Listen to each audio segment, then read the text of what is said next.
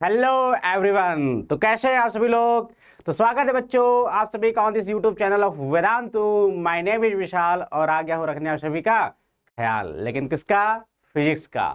तो बच्चों कैसे हो आप सभी लोग? पढ़ाई लिखाई चल रहा है या नहीं चल रहा है? चल रहा है ना। बहुत अच्छी बात है बच्चों, पढ़ाई लिखाई करते रहो। एग्जाम नजदीक आने वाले हैं तो अपने को फटाफट सिलेबस कंप्लीट करना है और फटाफट सारे के सारे पीवाईक्यू सॉल्व कर देने हैं, ताकि अपन लोग इतना कॉन्फिडेंट हो जाए कि भाई साहब एक भी सवाल नहीं छोड़ना है अपने एग्जाम में। ठीक है, चलो। तो उसी सीरीज में मैं बच्चों आप सभी के लिए लेकर आया हूँ एक क्लास 12 का एक प्यारा सा और छोटा सा चैप्टर, जिसका नाम है बच्चों dual nature of radiation and matter. ये चैप्टर है बच्चों, आप सभी ने इससे पहले वाली क्लास में क्या पढ़ा होगा बच्चों? वेव ऑप्टिक्स वगैरह पढ़ा था। तो वेव ऑप्टिक्स में आपने देखा था बच्चों, वेव नेचर ऑफ लाइट देखा था, लेकिन कुछ फिनोमिनन ऐसी होती है बच्चों जिसको वेव नेचर ऑफ लाइट से समझा नहीं जा सकता, जिसको कहते हैं हम लोग फोटो इलेक्ट्रिक इफेक्ट। तो उसको समझाने के लिए बच्चों आइंस्टीन ने एक कॉन्सेप्ट दिया था, किसका? फोटो इलेक्ट्रिक इफेक्ट का कॉन्सेप्ट दिया था, जिसमें उन्होंने बोला था कि जो लाइट होते हैं बच्चों वो छोटे छोटे स्मॉल पार्टिकल से मिलकर के बने होते हैं, जिसको कहते हैं बच्चों हम लोग फोटॉन्स कहते हैं। ठीक है, तो उसी के बारे में पूरी की पूरी एक कहानी है। 3 4 5 फार्मूले होते हैं, उनको थोड़ा सा रटना पड़ेगा और कुछ भी नहीं है इस पूरे चैप्टर में। चाहे बोर्ड की बात कर लो, चाहे आप किसी भी कॉम्पिटेटिव एग्जाम नीट या फिर जेई किसी की बात कर लो, सवाल केवल इन्हीं 5 6 फार्मूले से आने वाले हैं। तो चलो शुरू करते हैं एक प्यारा सा चैप्टर अपना। तो शुरू करने से पहले let me tell you about myself. So I have done my BTech from IIT Mandi and I have been awarded to silver medal award also, and I have been teaching the students of both JEE and NEET field from last 2 years. तो this is my brief introduction बच्चों। तो चलिए शुरू करते हैं। सबसे पहले हम लोग बात अपनी कहानी की शुरू करेंगे किससे? फोटोन थ्योरी ऑफ लाइट से। क्यों पढ़ रहे हैं हम लोग ये आप सभी को समझ में आ गया होगा, क्योंकि कुछ ऐसी फेनोमेना जैसे कि फोटो इलेक्ट्रिक इफेक्ट है, उसको आप वेव नेचर ऑफ लाइट से नहीं समझा सकते। ठीक है, अभी हम लोग देखेंगे कैसे नहीं समझा सकते, सारे चीजें डिस्कस करने वाले हैं। चलो, तो सबसे पहले हम लोग फोटोन थ्योरी ऑफ लाइट क्या होता है जरा समझा जाए। तो बच्चों क्या होता है फोटोन? क्या होता है कि इन्होंने बोला था, आइंस्टीन ने बोला कि जो लाइट होता है बच्चों, वो लाइट छोटे छोटे पार्टिकल से मिलकर के बने होते हैं, एनर्जी के पैकेट से मिलकर के बने होते हैं, जिसको क्या कहते हैं? क्वांटा कहते हैं या फिर फोटॉन्स कहते हैं। ठीक है, तो उन्होंने बोला कि photons are smallest possible packets of electromagnetic energy. Right, जो भी सन से जो लाइट आ रही है या फिर कहीं से भी जो लाइट निकल रही है बच्चों, वो लाइट जो होता है वो क्या होता है बच्चों? छोटे छोटे स्मॉलेस्ट पार्ट्स, स्मॉलेस्ट पार्टिकल से मिलकर के बने होते हैं, जिनका हम लोग क्या कहते हैं बच्चों? फोटॉन्स कहते हैं। एक फोटॉन के पास बच्चों डेफिनेट एनर्जी होता है और उसका डेफिनेट मोमेंटम होता है, यानी कि उसकी एनर्जी फिक्स होती है और उसका मोमेंटम p उसका फिक्स होता है। ठीक है, ये क्या है फोटोन थ्योरी ऑफ लाइट? ये पूरा सारे के सारे पॉइंटर याद होने चाहिए। अगर आप बोर्ड में हो तो बोर्ड वाले भी याद रखना, ये सारे पॉइंट लिखने पड़ेंगे आप सभी को अपने आप सभी के एग्जाम में। राइट, सबसे पहले क्या बोलोगे? फोटोन क्या है बच्चों? तो photons are the smallest possible particles, है ना, स्मॉलेस्ट पॉसिबल पार्टिकल्स, है ना, जो कि इलेक्ट्रोमैग्नेटिक एनर्जी के होते हैं। क्लियर है? उसके बाद आप सभी को क्या करना है बच्चों? नेक्स्ट मैंने बताया कि जो फोटॉन होते हैं बच्चों, उनके पास डेफिनिट एनर्जी होता है, फिक्स अमाउंट ऑफ एनर्जी होता है, और अगर एनर्जी फिक्स है तो भैया जो मोमेंटम होगा वो भी फिक्स होगा। क्लियर है? क्योंकि आप सभी को पता होना चाहिए कि जो एनर्जी और मोमेंटम में रिलेशनशिप पता होना चाहिए बच्चों। Energy is equal to P/c होता है। राइट, c जो है स्पीड ऑफ लाइट है। अगर स्पीड ऑफ लाइट कांस्टेंट है तो अपना, तो ये अगर एनर्जी कांस्टेंट है तो p को भी कांस्टेंट होना पड़ेगा। याद रखना, ये बहुत अच्छा सा फार्मूला है। ठीक है, चलो अगला बात। फोटोन जो होता है बच्चों हमेशा स्पीड ऑफ लाइट से चलता है। फोटोन किससे चलता है बच्चों? स्पीड ऑफ लाइट चलता है। ऑब्वियस सी बात है यार, फोटोन फोटोन से मिलकर क्या बना है? लाइट मिला बना, यही तो बोल रहे हैं हम लोग ना। तो जब लाइट चलता है, लाइट के स्पीड से, तो फोटोन भी चलेगा उसी स्पीड से। ठीक है, समझ गए? चलो, उसके बाद अगर एनर्जी ऑफ फोटोन की बात करें, कि हमने जो बात किया है फोटोन के पास एनर्जी होती है, वो कितनी होती है बच्चों? तो this energy is equal to h nu. ये न्यू है, वी नहीं है, न्यू है। न्यू मतलब फ्रीक्वेंसी, है ना, is equal to hc by lambda. तो दो फॉर्मूला याद रखना, E is equal to h nu is equal to hc by lambda. h क्या होता है बच्चों? h होता है अपना प्लैंक्स कांस्टेंट होता है, जिसकी वैल्यू याद रखना बहुत इंपॉर्टेंट है। ये 6.626 इंटू 10⁻−34 जूल सेकेंड। क्या है बच्चों? Joule second. अगर इसको इलेक्ट्रॉन वोल्ट में दिखाना है, तो इतना होता है बच्चों 4.13 इंटू 10⁻−15 इलेक्ट्रॉन वोल्ट सेकेंड। तो ये इलेक्ट्रॉन वोल्ट में एनर्जी होती है। कैसे? कैसे इसको इलेक्ट्रॉन वोल्ट में मैंने बदला, तो सर क्या किया मैंने आप सभी के लिए, इसमें इलेक्ट्रॉन के चार्ज से मैंने डिवाइड कर दिया और कुछ नहीं किया। ठीक है, चलो अगर आप इसको और सी को अगर ले लो तो बच्चों सी को ले लो 3 × 10⁸, तो एस सी की वैल्यू इतनी हो जाती है। तो अगर इसको एस सी की वैल्यू अगर रख दिया जाए बच्चों इलेक्ट्रॉन वोल्ट में, तो अपना आंसर आ जाता है E = 12,400/λ। ये भी वेरी फेमस फार्मूला है, याद रखिएगा। लेकिन ये फार्मूला तभी लगाना है आप सभी को जब आपको एनर्जी इलेक्ट्रॉन वोल्ट में निकालना हो और लैम्डा एंगस्ट्रॉम में दिया हो, तभी लगाना भैया। ठीक है, 12,400/λ बहुत फेमस फार्मूला है ये, है ना। तो क्या हो जाएगा, जहां पे लैम्डा को लेना है एंगस्ट्रॉम में और एनर्जी को लेना है इलेक्ट्रॉन वोल्ट में। क्लियर है, समझ में आ गया बात, याद रहेगा फार्मूला। चलो आगे देखो, एनर्जी का तो हमने बात कर लिया, उसके बाद मोमेंटम की बात कर ले। तो मोमेंटम मैंने आप सभी को बताया क्या होता है बच्चों, E/c होता है = h/λ, क्योंकि E = h/λ और C से डिवाइड कर दिया तो C से कट जाएगा तो h/λ हो जाएगा। तो this is the momentum of photon. Photon का मोमेंटम कितना हो गया बच्चों, P = E/c = h/λ। याद रहेगा क्या। चलिए अगला बात फोटोन थ्योरी की। Rest mass of photon is 0। Photon का रेस्ट मास जो होता है बच्चों 0 होता है, यानी कि जब रेस्ट पे होता है फोटोन तो उसके पास कोई भी मास नहीं होता। यानी कि जब तक लाइट चल रही है तभी तक तुम्हारे पास फोटोन होता है, मतलब फोटोन के पास एनर्जी मास होता है, अदरवाइज फोटोन के पास कोई भी मास नहीं होता, मतलब फोटोन एक मासलेस पार्टिकल होता है। Number of photons may not be conserved. Number of photons may not be conserved. Photon की एनर्जी कंजर्व्ड रहेगी, फोटॉन का मोमेंटम कंजर्व रहेगा, लेकिन फोटॉन की एनर्जी जो है फोटॉन का नंबर जो है कंजर्व नहीं रहेगा। जैसे मान लो कि ये मान लो कि बहुत सारे फोटॉन्स है, इस दीवार से टकराते हैं, टकराने के बाद अभी 4 फोटॉन्स थे, हो सकता है कि 3 ही फोटॉन बचे। कितने फोटॉन बचे, 3 ही फोटॉन बचे। तो हो सकता है 4 फोटॉन के पास एनर्जी मान लो था 4 इलेक्ट्रॉन वोल्ट, तो हो सकता है बच्चों 1 इलेक्ट्रॉन वोल्ट एनर्जी हीट में चली गई, बाकी 3 इलेक्ट्रॉन वोल्ट एनर्जी 3 फोटॉन के पास बची। तो 1 फोटॉन गया कि नहीं गया, चला गया ना। तो फोटॉन का जो नंबर है बच्चों वो कांस्टेंट, मतलब वो कंजर्व रहना जरूरी नहीं है, लेकिन एनर्जी जो है कंजर्व रहती है। जितना एनर्जी शुरुआत में था उतना एनर्जी बाद में रहेगा, भले वो एनर्जी किस में चली गई, हीट में चली गई। ठीक है, याद रखिएगा। लेकिन इसका एनर्जी और मोमेंटम क्या होता है बच्चों, कंजर्व रहता है। तो मोमेंटम और एनर्जी कंजर्व रखते हैं हम लोग, याद रखिएगा इसका। ठीक है, क्लियर है क्या यहाँ तक बात। चलो तो ये था बच्चों photon theory of light. Photon theory of light समझ में आ गया सभी को बात, क्लियर है। चलो इंटेंसिटी ऑफ लाइट की बात कर लिया जाए। इंटेंसिटी ऑफ लाइट क्या होता है, तो इंटेंसिटी ऑफ लाइट मतलब ये होता है बच्चों कि इसको दिखाते हैं हम लोग आई से, the energy crossing per unit area per unit time perpendicular to the direction of propagation. ठीक है, अगर लाइट देखो बच्चों इस तरीके से आ रहा है, इस तरीके से आ रहा है ना, इस सरफेस पे रेडिएशन जो है परपेंडिकुलरली फॉल कर रहा है, तो जो इंटेंसिटी होगा वो इंटेंसिटी क्या होगा बच्चों, ई पर यूनिट टाइम मतलब पर unit area per unit time, energy पर unit area per unit time. बोलो यही बात होगा क्या। ठीक है, अगर 1 फोटॉन आ रहा है तो ये होगा, अगर n फोटॉन आ रहे हैं बच्चों तो क्या हो जाएगा, n × E एनर्जी हो जाएगा। 1 फोटॉन के पास एनर्जी E है तो n फोटॉन के पास एनर्जी कितनी हो जाएगी, n ही हो जाएगा। और E की वैल्यू आप सभी लोग जानते हैं hc/λ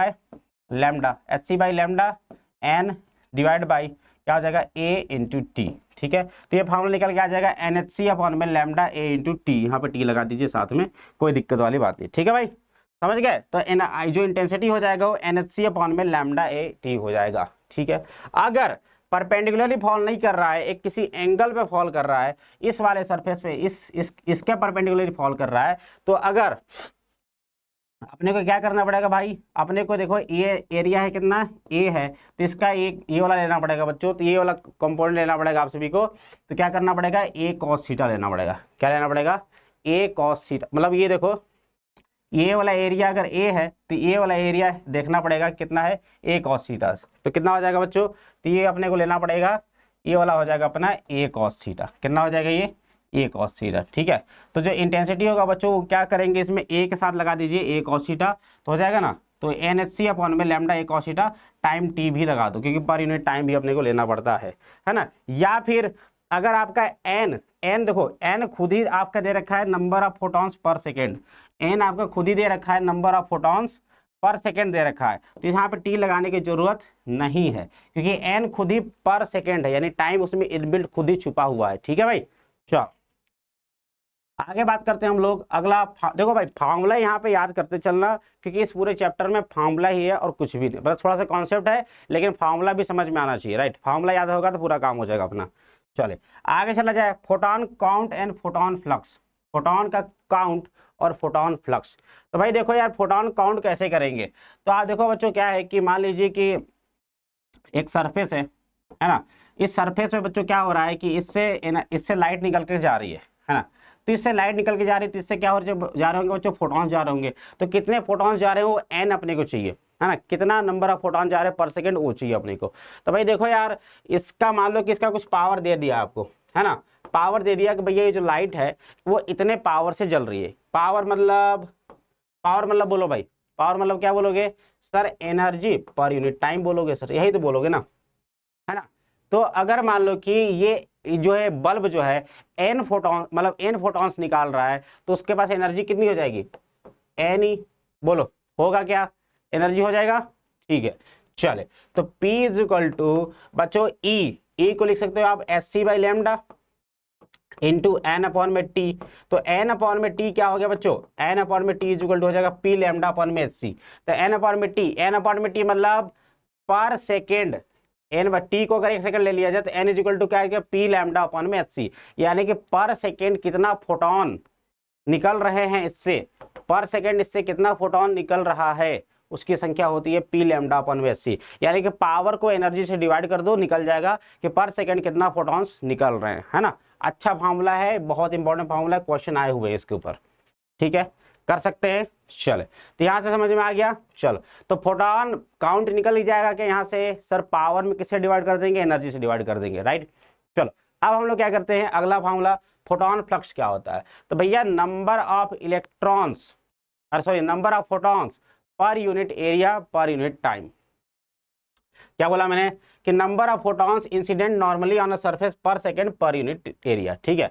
तो पर यूनिट एरिया पर सेकेंड कितना नंबर ऑफ फोटॉन्स गिर रहे हैं, पड़ रहे हैं, उसकी संख्या को क्या बोलेंगे आप लोग, तो उसको बोलेंगे बच्चों फोटॉन फ्लक्स। तो फोटॉन फ्लक्स क्या होगा बच्चों, फोटॉन फ्लक्स होगा number of photons per second पर एरिया, है ना। तो ये हो जाएगा ए। अब एन की वैल्यू आपने निकाल लिया, यहां से क्या निकाल लिया बताओ, एन की वैल्यू आप सभी ने निकाल लिया बच्चों, पी लैम्डा अपॉन में H C, P lambda upon में एच सी, और नीचे ए हो ही गया, है ना।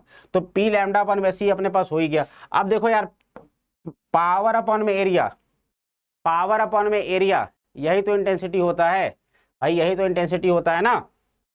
यहां से रख लो तो क्या हो जाएगा, तो ये हो जाएगा sir flux is equal to आ जाएगा आपका पावर अपन में एरिया को आई रख दो तो हो जाएगा आई लैम्डा अपन में एस सी, क्या हो जाएगा आई लैम्डा अपन में एस सी। अरे इंटेंसिटी क्या होता है, पावर पर यूनिट एरिया, ठीक है, समझ गए, कर लोगे इस तरीके से काम। चलिए तो याद रखिएगा फोटोन फ्लक्स होता है बच्चों आई लैम्डा अपन में एच सी होता है। चलिए सवाल कर लिया जाए इसके ऊपर जो भी हमने पढ़ा है। चलो तो देखो यार सवाल देखो मजेदार सवाल है, इसमें पूरा पूरा जो भी कॉन्सेप्ट हमने पढ़ा है पूरा क्लियर हो जाएगा इसमें। सवाल पढ़ो, थोड़ा बड़ा दिख रहा है बट इसी टाइप के सवाल आते हैं इसमें, देखा जाए। सवाल देखो क्या है बच्चों की, when the sun is directly overhead, जब सन जो है डायरेक्टली ओवरहेड है, सिर के ऊपर है, the surface of the earth receive 1.4 into 10³ watt per metre square of sunlight, watt per metre square, power per area क्या दिया है, इंटेंसिटी दिया आप सभी को। Assume that the light is monochromatic, light एक कलर का है यानी कि लैम्डा उसका फिक्स है ना, with the average wavelength of 500 nanometre, and that no light is absorbed between the sun and the earth surface, the distance between the sun and earth is इतना। तो क्या रहा है, calculate the number of photons falling per second on each square metre of earth surface directly below the sun. तो simple से क्या पूछा है आपसे, क्या पूछा है, एन अपॉन में ए पूछा है, एन अपॉन में ए पूछा है, नंबर ऑफ फोटॉन्स पर unit area per unit time, तो ये पूछा है। तो कैसे निकालते बताओ, एन अपॉन में क्या होता है, अभी हमने जस्ट फॉर्मूला पढ़ा था, क्या यही फोटॉन फ्लक्स होता है, क्या यही फोटॉन फ्लक्स होता है। तो भाई इसके लिए फॉर्मूला भी मैं जस्ट पढ़ा, देखो क्या पढ़ा, आई लैम्डा अपॉन में सी, जस्ट पढ़ा था क्या बोलो, अरे जस्ट यही पढ़ा था ना। चलो रख दो, इंटेंसिटी आपको दे ही रखा है ना, लैम्डा आपको दे ही रखा है, उसके बाद एच की वैल्यू आप सभी को पता है ही, है ना, एच की वैल्यू आप सभी को पता है ही, और उसके बाद क्या कह रहा है, और उसके बाद सी की वैल्यू भी आप सभी को पता है, तो सारा सारा वैल्यू रख दो, अपना काम हो जाएगा भाई, ठीक है क्या। सारा सारा वैल्यू रख दो, अपना काम हो जाएगा। तो आंसर आ गया बच्चों अपना 3.5 × 10⁻21 इतने फोटॉन्स पर यूनिट पर सेकेंड और पर यूनिट एरिया पे आ रहे हैं, पर यूनिट एरिया पे गिर रहे हैं। ठीक है, क्लियर है, समझ में आ रहा है। इंटेंसिटी देखो इतना दे दिया, लैम्डा देखो दे दिए, इतना दे ही दिया तुमको। लैम्डा कितना दे दिया, लैम्डा 500 नैनोमीटर यानी 10⁻⁹, एरिया 1 मीटर रखना ही अपने को। और उसके बाद एचसी की वैल्यू होती है बच्चों 2 × 10⁻25 6.625 इंटू 10⁻⁻34, इसमें गुणा कर दो 3 इंटू 10⁸ से मल्टीप्लाई कर दोगे तो आ जाएगा लगभग 2 इंटू 10⁻⁻25। ठीक है, कर सकते हैं। चलो अगला सवाल इसी में दूसरा कह रहा है कि how many photons are there in each cubic metre near the earth surface at an instant. ठीक है, तो कह रहा है कि अर्थ सरफेस पर 1 क्यूबिक मीटर के एरिया में, 1 क्यूबिक मीटर के एरिया में कितने फोटॉन्स हैं, कितने फोटॉन्स प्रेजेंस है ये बताओ। तो भाई देखो क्या है कि अपने पास एक हमने बना दिया डायरेक्टली, मान लो ओवरहेड बिल्कुल सन है, ओवरहेड सन आप सभी को बोल रखा है, यानी लाइट बिल्कुल परपेंडिकुलरली आ रही होगी। तो हमने एक क्यूब बना दिया, अब इस क्यूब में काउंट करना है कितने फ्लक्स हैं। काउंट कर लो, दिख रहे हैं कि इसमें 1 2 3 4 5 काउंट कर सकते हैं क्या भाई, ये वाला नहीं होगा ठीक है, तो अपने को काउंट करना है कि इस गिवन 1 मीटर क्यूब के वॉल्यूम में कितने फ्लक्स, कितने फोटॉन्स उपस्थित हैं उसकी संख्या बतानी है। तो कैसे कर सकते हैं यार, तो देखो आपको निकालना है कैपिटल एन की वैल्यू जो कि है number of photons in a cube of side 1 metre. सही बात है। चले तो मान लिया N is the number of photons crossing the cube per second, है ना। एन जो है स्मॉल एन जो है बच्चों नंबर ऑफ फोटॉन्स जो है जो कि इससे पर सेकेंड क्रॉस कर रहे हैं। And delta T be the time taken by photons to travel 1 metre inside the cube. भाई ये डिस्टेंस कितना है, 1 मीटर है, तो डेल्टा टी जो टाइम है उसको 1 मीटर चलने में लगा गया टाइम है, तो time is equal to distance upon में स्पीड, तो 1 अपॉन में सी स्पीड क्या हो जाएगा फोटॉन का, लाइट की स्पीड के बराबर। तो यहाँ से तो क्या देख सकते हो बच्चों की इतना अमाउंट में, इतना अमाउंट ऑफ टाइम में वो कहाँ है बच्चों, इस 1 मीटर के अंदर है ना। इतना अमाउंट ऑफ टाइम में कितनी दूरी चल रहा है, वो 1 मीटर चल रहा है। ठीक है, चलो तो क्या कर सकते हो आप सभी को निकालना है कि कैपिटल एन की वैल्यू कितनी होगी, है ना, कि इसमें कितना इसमें फोटॉन्स है बच्चों। तो आप निकाल सकते हो कि एन स्मॉल एन क्या है बच्चों, स्मॉल एन है अपना पर सेकेंड कितना फोटॉन है।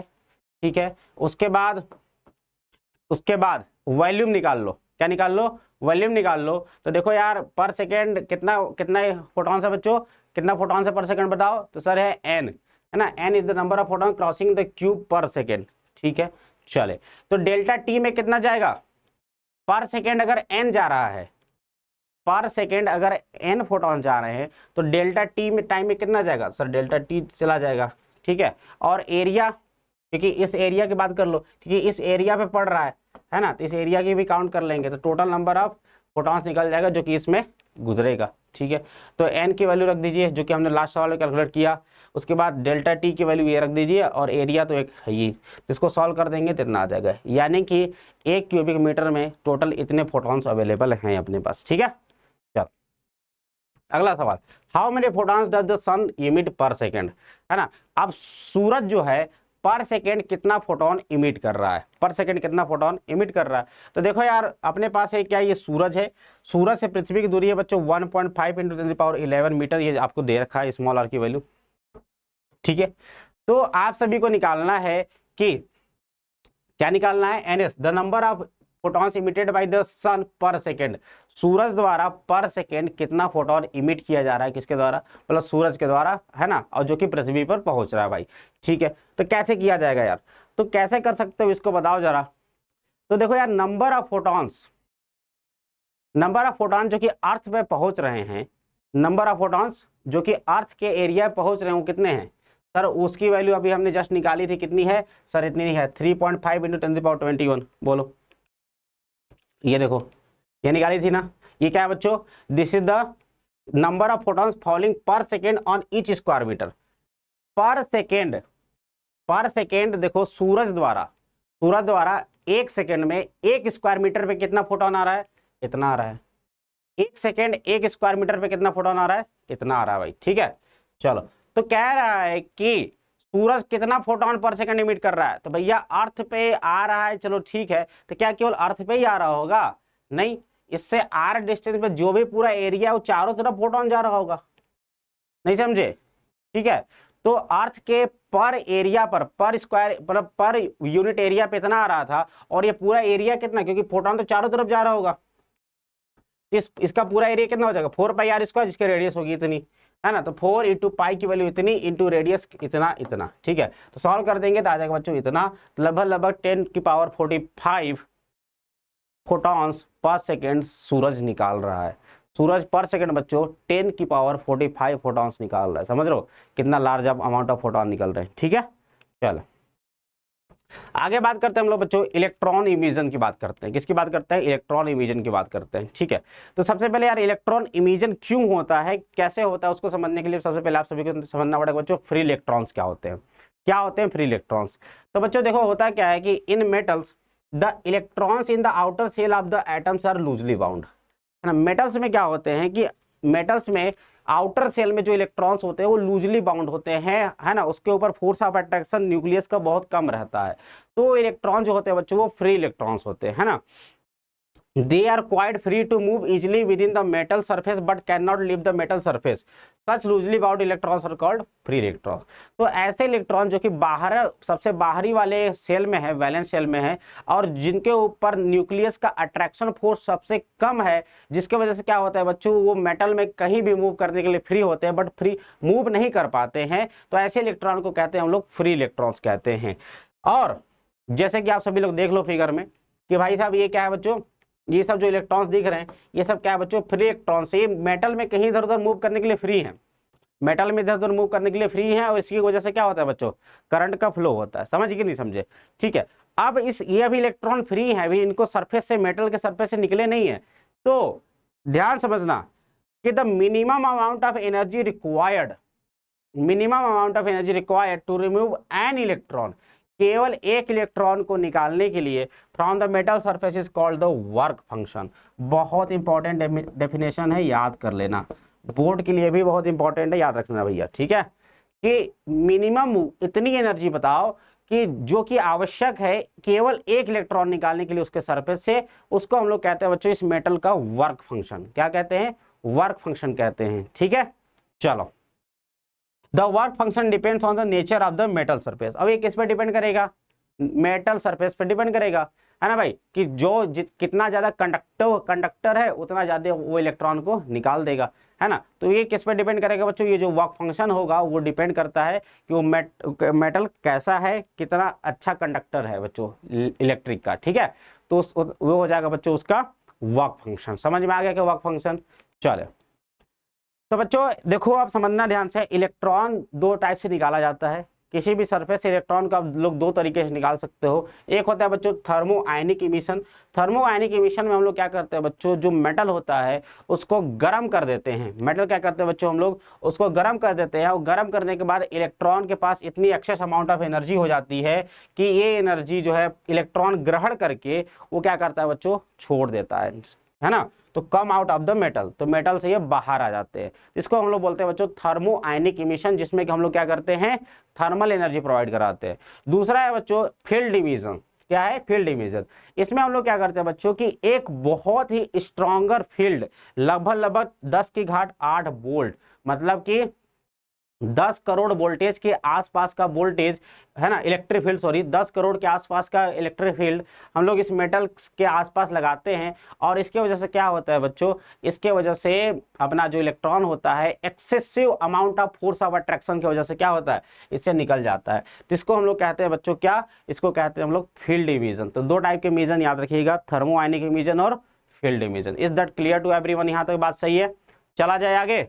चलो अब हम लोग बात करते हैं बच्चों, अब यहाँ का से पूरा कॉन्सेप्ट को जोड़ते हुए हम लोग बात करते हैं अब किसका, फोटो इलेक्ट्रिक इफेक्ट का। तो फोटो इलेक्ट्रिक इफेक्ट क्या होता है यार, फोटो इलेक्ट्रिक इफेक्ट क्या होता है भाई, कि जब मेटल सरफेस पे एक लिमिट से ज्यादा अमाउंट की, एक थ्रेशोल्ड से ज्यादा अमाउंट की एनर्जी वाला फोटोन अगर आता है इसके ऊपर, तो क्या करता है इससे फ्री इलेक्ट्रॉन को निकाल देता है, फ्री इलेक्ट्रॉन को निकाल देता है। इसको हम लोग थर्मो आयनिक इमिशन कहते हैं, ठीक है। तो इस घटना को कहा जाता है बच्चों फोटो इलेक्ट्रिक इफेक्ट। फोटो मतलब लाइट, ठीक है, लाइट की वजह से इलेक्ट्रॉन निकल जा रहा है, इसीलिए हम लोग इसको कहते हैं फोटो इलेक्ट्रिक इफेक्ट कहा जाता है। तो क्या होता है बच्चों कि when the light of suitable frequency, क्योंकि लाइट जो है बच्चों, लाइट की एनर्जी क्या बताया मैंने, लाइट फोटोन से मिलकर बना है और फोटोन की एनर्जी क्या होती है सर, hc/λ होती है या फिर hν होता है, राइट। क्या होता है, hν होता है। तो h तो कांस्टेंट है, तो एनर्जी किस पे डिपेंड कर रहा है, न्यू पे डिपेंड कर रहा है, फ्रीक्वेंसी पे डिपेंड कर रहा है, राइट। तो अगर एक सुटेबल फ्रीक्वेंसी का लाइट, एक सुटेबल फ्रीक्वेंसी का लाइट इस मेटल के सरफेस पे गिरता है तो होता क्या है कि illuminates a metal surface, free electrons are emitted from the metal surface. तो जब इसके सरफेस पे इल्यूमिनेट होता है यानी कि गिरता है तो क्या होता है, इससे फ्री इलेक्ट्रॉन्स जो है बच्चों देख सकते हो आप निकल गए, फ्री इलेक्ट्रॉन्स कहाँ चले गए, बाहर चले गए। और इस घटना को हम लोग कहते हैं बच्चों फोटो इलेक्ट्रिक इफेक्ट कहते हैं। और दिस फोटो यानी कि दिस फोटो मतलब light generated electrons are called photoelectrons. और इन इलेक्ट्रॉन्स को हम लोग कहते हैं बच्चों क्या, फोटो इलेक्ट्रॉन्स कहते हैं। समझ गया क्या पूरी कहानी, ठीक है, समझे। अब ध्यान समझना, ध्यान से समझो, है ना। एक चीज और समझना ध्यान से। अब ये देखो है बच्चों अपने पास क्या है, मेटल है। इसका मैंने आप सभी को बताया वर्क फंक्शन क्या होता है बच्चों, फाई। वर्क फंक्शन क्या होता है, फाई। फाई मतलब minimum amount of energy required to remove one electron from the surface. तो ये जो फोटोन होना चाहिए उसकी एनर्जी फाई से तो ज्यादा होनी चाहिए ना यार, है ना। फाई से तो ज्यादा होनी चाहिए फोटोन की, तभी तो जाकर के इसको निकाल पाएगा। ठीक है भाई, क्लियर है, समझ गए। अब ध्यान समझना, अब देखो मान लो कि अपने को इसका वर्क फंक्शन है मान लो कि 3 इलेक्ट्रॉन वोल्ट और एनर्जी आ रहा है 5 इलेक्ट्रॉन वोल्ट का। तो 3 इलेक्ट्रॉन वोल्ट की एनर्जी तो चली जाएगी इस इलेक्ट्रॉन को निकालने में, और बाकी जो 2 इलेक्ट्रॉन वोल्ट की एनर्जी है वो 2 इलेक्ट्रॉन वोल्ट की एनर्जी कहां चली जाएगी बच्चों, इस इलेक्ट्रॉन के काइनेटिक एनर्जी में। क्योंकि इलेक्ट्रॉन जो है बच्चों एनर्जी एब्जॉर्ब नहीं करता, इलेक्ट्रॉन एनर्जी एब्जॉर्ब नहीं करता, जो बचा हुआ एनर्जी है इस इलेक्ट्रॉन के काइनेटिक एनर्जी में चला जाता है। किस में चला जाता है, काइनेटिक एनर्जी में चला जाता है, ठीक है। यानी कि जैसे ही ये इलेक्ट्रॉन, जैसे ही फोटॉन्स इसके ऊपर बच्चों इंसिडेंस होते हैं, होता क्या है कि जो फोटो इलेक्ट्रॉन्स इमिट हुए वो इमिट होने के इंस्टेंटेनियस तुरंत क्या करते हैं, काइनेटिक एनर्जी से मूव करने लगते हैं। क्या करने लगते हैं, काइनेटिक एनर्जी से मूव करने लगते हैं, ठीक है।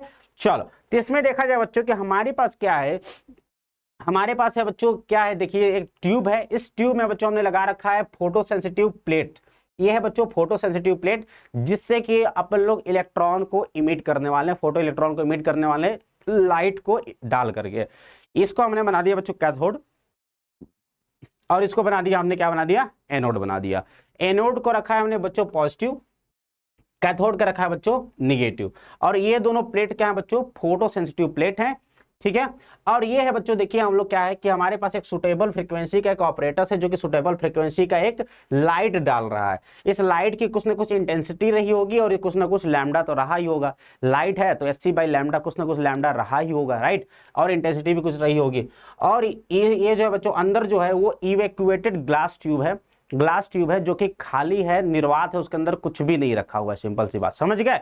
चलिए, तो देखो यार अब अपन लोग क्या करने वाले हैं कि अब इस फोटो सेंसिटिव प्लेट पर कैथोड पे हमने क्या किया बच्चों, एक सुटेबल फ्रीक्वेंसी के लाइट को क्या करा दिया, डाल दिया। अब जैसे ही लाइट डाला हमने देखा कि जैसे ही लाइट डाला वैसे ही फोटो इलेक्ट्रॉन्स निकल गए, फोटो इलेक्ट्रॉन्स निकल गए। और निकलने के बाद मैंने आप सभी को बताया उनके पास क्या आ जाती है, काइनेटिक एनर्जी, जो बची हुई एनर्जी होती है वो काइनेटिक एनर्जी में चली जाती है। और इस काइनेटिक एनर्जी की वजह से क्या होता है बच्चों, इलेक्ट्रॉन तो ऑलरेडी निगेटिवली चार्ज है, तो क्या होते हैं बच्चों, वो प्लस प्लेट की ओर अट्रैक्टेड हो जाते हैं। किधर अट्रैक्टेड हो जाते हैं बच्चों, प्लस प्लेट की ओर अट्रैक्टेड हो जाते हैं, ठीक है। यानी कि एनोड की ओर चले जाते हैं। फिर एनोड से, है ना, इनको हम लोग यहाँ, इसको यहाँ कर दीजिए तो ये हो जाएगा बच्चों, सर्किट कंप्लीट हो जाएगा। और इसको हम लोग जब जैसे सर्किट कंप्लीट होगा तो इलेक्ट्रॉन बहने लगेगा, और इसका प्रयोग करके हम लोग क्या कर सकते हैं, वोल्टेज और करंट को मेजर कर सकते हैं। क्या कर सकते हैं, वोल्टेज और करंट को मेजर कर सकते हैं। क्या भाई वास्तविकता में कोई करंट बह रहा है कि नहीं बह रहा है, क्या वास्तविकता में कोई वोल्टेज आ रहा है कि नहीं आ रहा है। तो इस पूरे एक्सपेरिमेंट का सेटअप देखा गया, उन्होंने लैम्डा को बढ़ाया, मतलब लैम्डा को घटाया बढ़ाया, है ना, एनर्जी को घटाया बढ़ाया, उसके हिसाब से इन्होंने करंट और वोल्टेज को मेजर किया कि भाई किस आखिर में क्या क्या ऐसी चीजें जिसके ऊपर ये जो इलेक्ट्रॉन के जो इमिजन है वो डिपेंड कर रहा है, किस पर डिपेंड कर रहा है, ठीक है। चलो, तो बच्चों उन्होंने क्या देखा, उन्होंने इस पूरे एक्सपेरिमेंट में क्या देखा, उन्होंने क्या किया, उन्होंने बस यही एनर्जी को घटाया बढ़ाया, इंटेंसिटी को घटाया बढ़ाया, राइट है। तो उन्होंने कुछ ऑब्जर्वेशन देखे, वो ऑब्जर्वेशन क्या थे बच्चों, तो देखो सबसे पहले ध्यान समझिएगा कि ejection of electrons from the material due to the bombarding of photons on it is known as the photo electric effect. तो इलेक्ट्रॉन का मटेरियल से ejection due to bombarding of photons on it, है ना, surface पर photons के बम्बारी कराने से जो इलेक्ट्रॉन का इमिशन है उस घटना को हम लोग कहते हैं बच्चों फोटो इलेक्ट्रिक इफेक्ट। ठीक है, समझ गए। अब समझिएगा ध्यान से, अब हमने क्या ऑब्जर्वेशन देखा, पहला ऑब्जर्वेशन ये देखा कि द रिक्वायर्ड फ्रीक्वेंसी और wavelength for the ejection of the electron depends on the material, है ना, कि इस मटेरियल पे डिपेंड करेगा, ये जो प्लेट लगा हुआ है जिस मटेरियल का, इस प्लेट के मटेरियल पे डिपेंड करेगा कि कितनी एनर्जी के तुमको फोटोन चाहिए भैया, कितनी एनर्जी की तुमको फोटोन चाहिए ताकि तुम्हारा क्या हो, फोटो इमिशन हो सके, राइट। तो एच न्यू यानी कि इसका किस पे बच्चों, जो है जो फ्रीक्वेंसी है या फिर जो वेवलेंथ है, एच न्यू या फिर एच सी बाई लैम्डा, एक ही चीज है, एच न्यू बोल दो या फिर एच सी बाई लैम्डा बोल दो, तो न्यू बोल दो या फिर लैम्डा बोल दो क्योंकि एच सी तो कांस्टेंट है, राइट।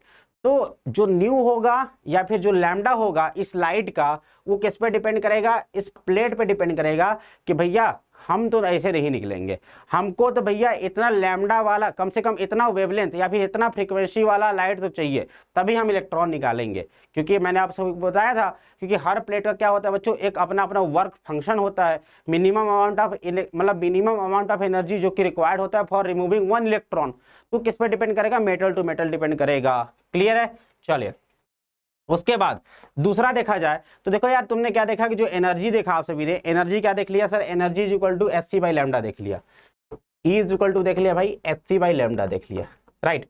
तो एक फिक्स अमाउंट, जिसे मान लो जी इसका वर्क फंक्शन कितना बच्चों, मान लो कि 2.5 इलेक्ट्रॉन वोल्ट इसका वर्क फंक्शन है, तो एनर्जी भी कम से कम, मिनिमम एनर्जी कितना चाहिए इलेक्ट्रॉन को निकालने के लिए, मिनिमम एनर्जी बताओ, जितना वर्क फंक्शन है तो सर कम से कम इतना एनर्जी चाहिए, यानी कि मिनिमम एनर्जी सर इतना तो चाहिए ही चाहिए अपने को, राइट। समझ गए बात को। तो देखो, तो इसमें ध्यान समझ, तो इतना मिनिमम एनर्जी चाहिए, इतना मिनिमम एनर्जी चाहिए, क्लियर है। तो below a particular wavelength photo current is produce even at a lower intensity, नहीं समझे, ध्यान समझना, तुमको इतना मिनिमम एनर्जी तो चाहिए ही चाहिए भाई, इतना मिनिमम एनर्जी चाहिए कि नहीं चाहिए, चाहिए सर। तो इतना मिनिमम एनर्जी मतलब सर इतना, इसके करस्पॉन्डिंग कुछ ना कुछ लैम्डा मैक्सिमम निकलेगा, क्योंकि इनवर्सली प्रोपोर्शनल है, अगर एनर्जी मिनिमम है तो लैम्डा क्या रहा होगा, मैक्सिमम रहा होगा, है ना। तो इससे ज्यादा के वेवलेंथ पे कोई भी मतलब इससे ज्यादा के वेवलेंथ पे कोई भी फोटोन, कोई भी मतलब इलेक्ट्रॉन नहीं इमिट होगा, कोई भी इलेक्ट्रॉन इमिट नहीं होगा।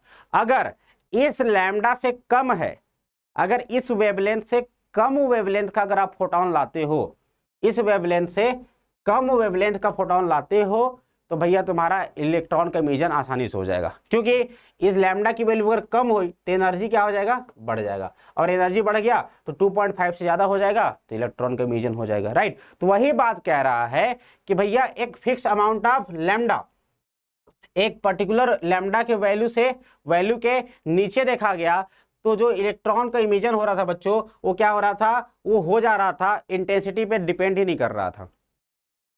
नहीं समझे बात को, है ना, फिर से समझो ध्यान से। मैंने आप सभी को बता दिया कि सर मिनिमम अमाउंट ऑफ जो एनर्जी होगा उसके करस्पॉन्डिंग कुछ ना कुछ मैक्सिमम लैम्डा होगा, ठीक है। तो अगर इससे ज्यादा अगर लैम्डा तुमने किया, इससे ज्यादा अगर तुमने लैम्डा किया तो तुम्हारा इलेक्ट्रॉन का इमिशन नहीं होगा, और अगर इससे कम लैम्डा किया तुमने तो इलेक्ट्रॉन का इमिशन हो जाएगा और कम इंटेंसिटी पे भी हो जाएगा, मतलब कुल मिलाकर के इंटेंसिटी पे डिपेंड ही नहीं कर रहा। समझ में आया कि नहीं आया, लाइट के इंटेंसिटी पे, याद रखना लाइट के इंटेंसिटी पे डिपेंड नहीं करता, समझ। जैसे कि मान लो, समझना ध्यान से, जैसे कि मान लो ये प्लेट है, इस प्लेट के लिए, इस प्लेट से एक इलेक्ट्रॉन निकालने के लिए अपने को लैम्डा चाहिए भाई 600 नैनोमीटर, कितना चाहिए, 600 नैनोमीटर, इतना अपने को मैक्सिमम लैम्डा की आवश्यकता है, मतलब मैक्सिमम इतना लैम्डा से कम हो जाएगा अपना। अगर आपने इससे लैम्डा इज इक्वल टू कर दिया कितना, मान लो 700 नैनोमीटर, 700 नैनोमीटर लैम्डा का अगर आप इसके ऊपर डाल रहे हो और इसकी इंटेंसिटी मतलब भाई साहब बढ़ाए जा रहे हो आप, 200 इंटेंसिटी कर दिया, इसकी इंटेंसिटी 200 कर दिया, 300 कर दिया, मतलब खूब लगातार एकदम लगातार डाले जा रहे हो तो इलेक्ट्रॉन नहीं निकलेगा, इलेक्ट्रॉन नहीं निकलेगा। इलेक्ट्रॉन जो है डिपेंड कर रहा है किस पे, इंटेंसिटी पे डिपेंड नहीं कर रहा। ये जो इलेक्ट्रॉन निकल रहा है इंटेंसिटी पे डिपेंड कर ही नहीं रहा, किस पे डिपेंड कर रहा है, लैम्डा पे डिपेंड कर रहा है, ठीक है, लैम्डा या फिर न्यू पे डिपेंड कर रहा है, क्योंकि H nu is equal to S C by lambda होता है, ठीक है।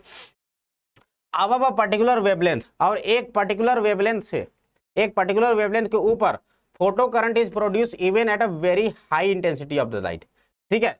और above a particular wavelength no photo current is produce, है ना भाई। तो इससे ज्यादा अगर आपने कोई भी वेवलेंथ रखा, इससे ज्यादा अगर आपने कोई भी वेवलेंथ रखा तो भैया कोई भी फोटो करंट, क्योंकि इससे जो इलेक्ट्रॉन बह रही है, इलेक्ट्रॉन बहने से क्या होगा, कोई करंट, फोटो करंट बहना शुरू हो जाएगी, है ना। तो कोई भी फोटो करंट नहीं बहेगा भाई। तो जितना एक मैक्सिमम से ज्यादा अगर आप चले गए तो कोई भी फोटो करंट नहीं बहेगा। और अगर आप इस लैम्डा से कम लैम्डा पर, यानी 500 नैनोमीटर पे, अगर 500 नैनोमीटर वाला अगर आप फोटोन को अगर इसके ऊपर डालते हो तो भैया आसानी से इलेक्ट्रॉन का इमिशन हो जाएगा, कोई दिक्कत वाली बात नहीं है। वो डिपेंड करता ही नहीं है इंटेंसिटी पे, ठीक है। और यही है बच्चों वेव थ्योरी का फेल्योर। वेव थ्योरी के हिसाब से आपको क्या लगना चाहिए था कि भाई साहब बहुत ज़्यादा अगर इंटेंसिटी डाल रहे हो, बहुत ज़्यादा इंटेंसिटी डाल रहे हो तो इलेक्ट्रॉन का इमिशन भी फटाफट होना चाहिए, ज़्यादा अमाउंट में होना चाहिए, लेकिन ऐसा नहीं होता, ऐसा नहीं होता। यही है वेव थ्योरी का फेल्योर, ठीक है। चलो उसके बाद अगला ऑब्जर्वेशन देखा जाए भाई, तो देखो है ना, when a photon interacts with an electron, जब फोटोन इलेक्ट्रॉन से इंटरेक्ट करता है, it impart its entire energy to the electron can not absorb a fraction of the energy. आगे की बात समझो, जैसे ही ये फोटोन इलेक्ट्रॉन से टकराएगा, फोटोन अपनी पूरी एनर्जी इलेक्ट्रॉन को दे देता है और इलेक्ट्रॉन बिना एब्जॉर्ब किए एनर्जी क्या होता है बच्चों, बाहर निकल जाता है। क्या होता है, बाहर निकल जाता है। इलेक्ट्रॉन जो है बच्चों can only take energy equal to the H nu and not multiple of H nu. तो एक इलेक्ट्रॉन केवल एच न्यू के बराबर एनर्जी ले सकता है। ये कितना एनर्जी ले सकता है बच्चों, एच न्यू के बराबर एनर्जी ले सकता है, इससे ज्यादा की एनर्जी नहीं रख सकता, ठीक है। इससे ज्यादा की एनर्जी होगा तो काइनेटिक एनर्जी बदल जाएगी उसकी, है ना। If an electron receive an energy E, अगर कोई भी इलेक्ट्रॉन अगर ई एनर्जी रिसीव कर रहा है जो कि एच न्यू के बराबर है, it get ejected from the metal surface, metal surface से क्या होगा, निकल जाएगा। और निकलने के बाद इसके पास क्या होगा बच्चों, विद काइनेटिक एनर्जी आ जाएगा, काइनेटिक एनर्जी आ जाएगा, जो कि काइनेटिक एनर्जी कितना होगा, ई माइनस फाइव के बराबर होगा। भैया इसको ई एनर्जी दिया, फाइव एनर्जी चला गया इलेक्ट्रॉन निकालने में, तो बचा एनर्जी कितना, ई माइनस फाइव। तो ये जो ई माइनस फाइव एनर्जी किस में कन्वर्ट हो जाएगा बच्चों, काइनेटिक एनर्जी में कन्वर्ट हो जाएगा। और जहाँ फाइव क्या है, आपका वर्क फंक्शन है। तो इस तरीके से आप लोग कह सकते हो कि जो मैक्सिमम एनर्जी, जो मैक्सिमम काइनेटिक एनर्जी होगा वो क्या होगा बच्चों, एच न्यू माइनस फाइव। भैया हमने आप सभी को क्या बोला, हमने आप सभी को बोला कि भैया आप सभी को मैं 5 इलेक्ट्रॉन वोल्ट एनर्जी दे रहा हूँ, इसका work function five is equal to है 3 इलेक्ट्रॉन वोल्ट। तो बचा हुआ 5 में से 3 ये इसके किसके बराबर, एच न्यू। तो एच न्यू में से 5 घटा दीजिए तो 2 जो आ गया, अब ये 2 इलेक्ट्रॉन वोल्ट एनर्जी किस में जाएगा, काइनेटिक एनर्जी में जाएगा। तो kinetic energy max is equal to हो जाएगा एच न्यू माइनस फाइव, याद रहेगा। चलो चला जावे आगे, देखो the value of wavelength lambda not, मैंने बताया कि ऐसा वैल्यू लैम्डा नॉट के ऐसे वैल्यू जिसके ऊपर कोई भी तुमको फोटो इलेक्ट्रॉन मतलब फोटो इलेक्ट्रिक इफेक्ट नहीं देखने को मिलता है, तो उसको हम लोग बोलते हैं बच्चों थ्रेशोल्ड वेवलेंथ, है ना। तो the value of lambda naught above which no photo current is produce is known as the threshold wavelength, ठीक है। समझ आया कि मैंने आप सभी को दिखाया था कि लैम्डा मैक्स मैंने 600 लिया था कि उससे 600 से अगर ज़्यादा हो गया तो उस पर तुम इंटेंसिटी कितना ही बढ़ा दो, तुम्हारा कोई भी इलेक्ट्रॉन मतलब इमिट नहीं होगा, ठीक है। तो इस वेवलेंथ को हम लोग बोलते हैं, जो मैक्सिमम वेवलेंथ है उसको बोलते हैं थ्रेशोल्ड वेवलेंथ। उसके बाद या फिर H C is equal to H C by lambda is equal to H nu कह सकते हो, एच न्यू नॉट कह दो। तो भैया energy is equal to H nu not is equal to मान लो कि 2.5 इलेक्ट्रॉन वोल्ट की एनर्जी चाहिए था, है ना। तो इसके करस्पॉन्डिंग कितना न्यू नॉट निकलेगा, है ना। तो ये मिनिमम कितना न्यू नॉट चाहिए, मतलब कितना फ्रीक्वेंसी चाहिए तुमको इलेक्ट्रॉन निकालने के लिए, मिनिमम किस फ्रीक्वेंसी का लाइट चाहिए तुमको, है ना, किस फ्रीक्वेंसी का लाइट चाहिए इससे इलेक्ट्रॉन को निकालने के लिए। तो उस फ्रीक्वेंसी को हम लोग कहते हैं बच्चों थ्रेशोल्ड फ्रीक्वेंसी, क्योंकि अगर आप इससे कम फ्रीक्वेंसी पे अगर डालते हो तो कोई भी इलेक्ट्रॉन नहीं निकलेगा, है ना। The value of nu not below which no photo current is produce, जिसके नीचे कोई भी फोटो करंट नहीं आता उसको हम लोग बोलते हैं बच्चों थ्रेशोल्ड फ्रीक्वेंसी। क्या कहते हैं उसको हम लोग, थ्रेशोल्ड फ्रीक्वेंसी कहते हैं, ठीक है।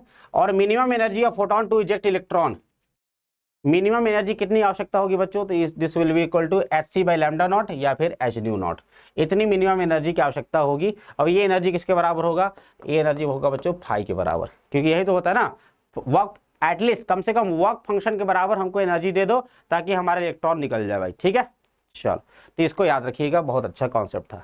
चलो भाई आगे देखो, आगे देखो, threshold wavelength and the frequency की बात कर लिया जाए। तो मैंने आप सभी को बोला बच्चों कि for photo electric effect to happen, photo electric effect की घटना को होने के लिए the energy of the incident photon, जो इंसिडेंट फोटोन है उसकी एनर्जी क्या होनी चाहिए सर, उसकी एनर्जी होनी चाहिए ग्रेटर देन क्या, वर्क फंक्शन। मेटल के वर्क फंक्शन जो है, मेटल का वर्क फंक्शन जो फाई है, उससे एनर्जी क्या होनी चाहिए बच्चों, ग्रेटर होनी चाहिए, ज्यादा होनी चाहिए, राइट। तो एनर्जी अगर greater than should be greater than equal to phi, तो यहाँ से आप कह सकते हो H C by lambda greater than equal to phi, या फिर यहाँ से कह सकते हैं lambda should be less than equal to H C by phi. Clear है, समझ में आ गया सभी को बात, है ना। या फिर E equal to H nu कर दो, तो यहाँ से nu should be greater than equal to five by H. Clear है भाई, चलिए तो ये तो चलो ठीक है भाई, ये तो समझ में आ गया, कोई दिक्कत नहीं है। मैक्सिमम काइनेटिक एनर्जी मैंने आप सभी को बताया था क्या होता है, मैक्सिमम काइनेटिक एनर्जी जो बताया था बच्चों होता है क्या, ये होता है बच्चों ई माइनस फाई। एनर्जी क्या है बच्चों, जो कि आपका एनर्जी आ रहा है H C by lambda, minus phi क्या होता है H C by lambda not, यही तो होता है ना। तो कॉमन ले लो तो हो जाएगा H C one upon lambda minus one upon lambda not, या फिर kinetic energy equal to H nu minus H nu not. H nu क्या है, जो लाइट आ रही है उसकी एनर्जी है, और न्यू नॉट क्या है बच्चों, मिनिमम अमाउंट ऑफ फ्रीक्वेंसी है जो की आवश्यकता है, ठीक है। चलिए इस पर सवाल कर लिया जाए, पढ़िए जरा सवाल क्या कह रहा है, पढ़ो जरा सवाल क्या कह रहा है भाई। देखो सवाल कह रहा है the work function of a substance is 4 electron volt, एक सब्सटेंस का, एक मटेरियल का वर्क फंक्शन है 4 electron volt. The longest wavelength, सबसे बड़ा वेवलेंथ बताओ जो कि आवश्यक होगा, है ना, फोटो इलेक्ट्रॉन इमेजन कराने के लिए। तो क्या करेंगे बच्चों, H C by lambda not is equal to क्या कर देंगे, work function is equal to 4 electron volt कर दो, है ना। अब इसमें याद रखना ये 4 इलेक्ट्रॉन वोल्ट है, इलेक्ट्रॉन वोल्ट में है, इसको जूल में बदलने के लिए क्या करोगे, 1.6 × 10⁻19 से गुणा कर दोगे, और यहाँ से लैम्डा नॉट निकाल लोगे भाई एच सी से डिवाइड करके, ठीक है।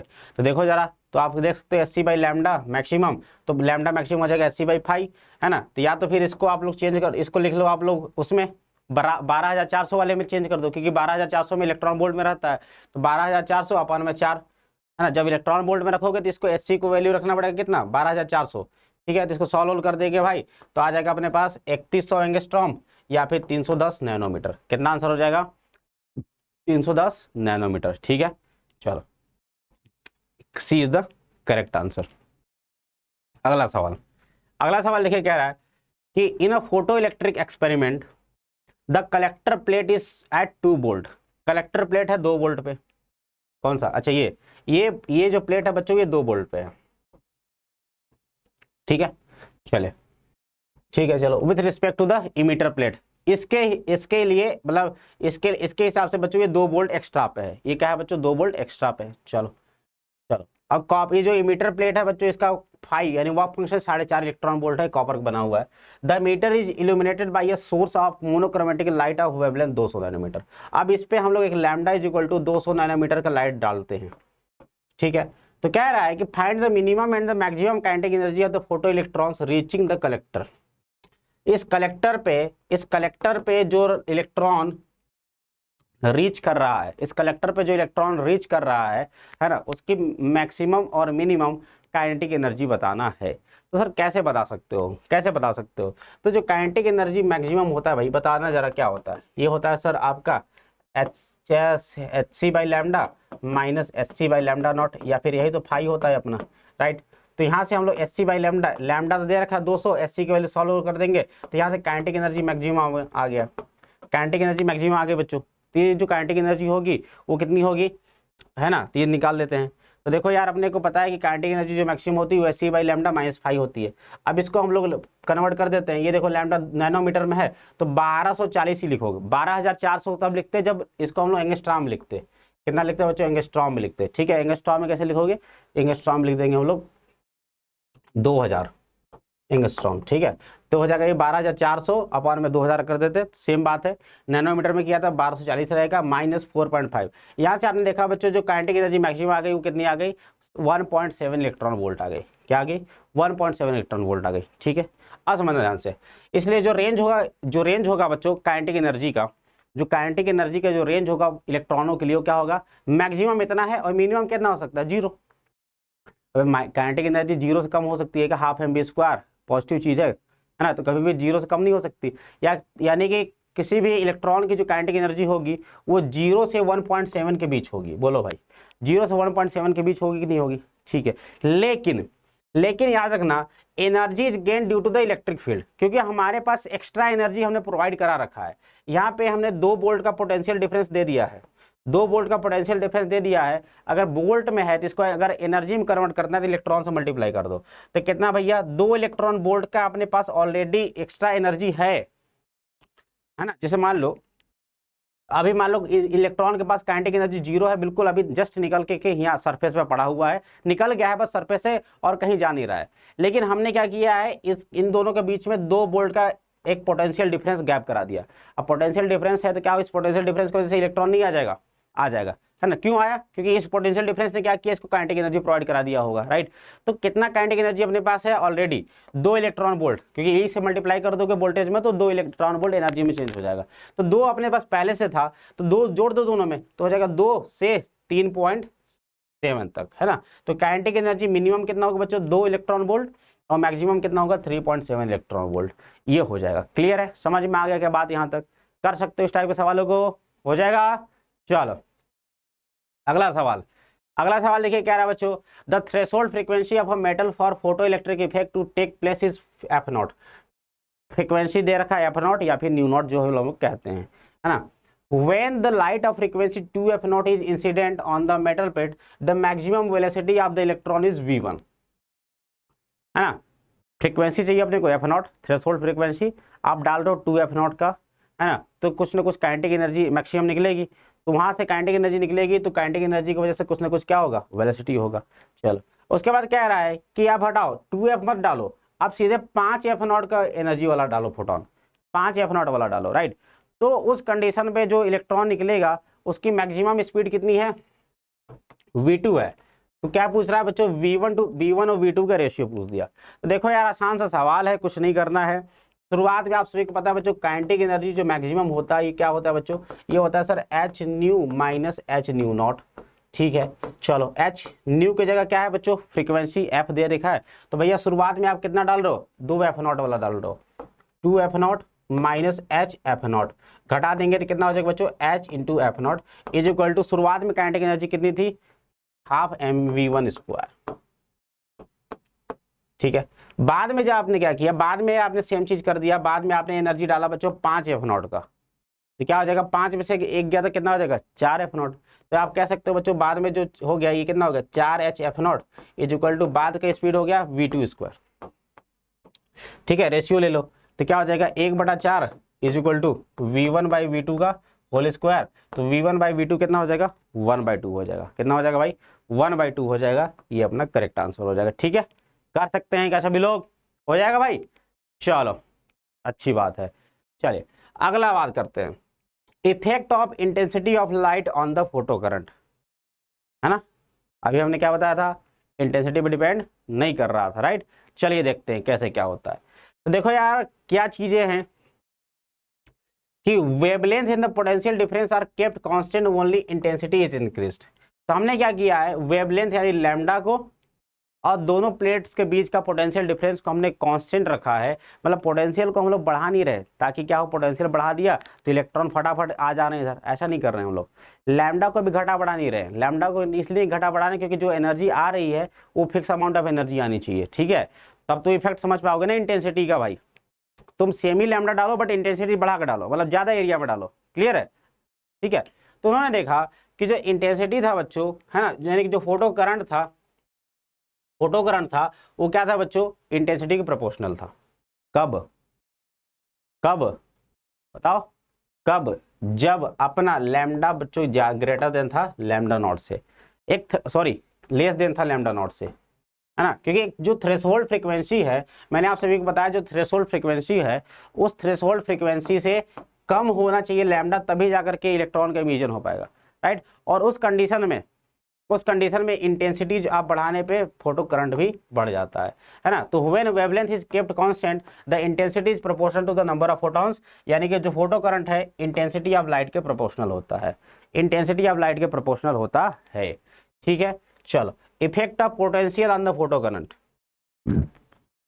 Effect of potential on the photo current, potential का क्या प्रभाव पड़ता है। तो देखो, when the collector plate is at higher potential the electric field is accelerates the electron, यानी कि जो कलेक्टर प्लेट है, ये जो कलेक्टर प्लेट है ये हाई वोल्टेज पे है जब, है ना, तो क्या करेगा बताओ। तो सर ये क्या करेगा, इलेक्ट्रॉनों को ज्यादा तेजी से खींच पाएगा।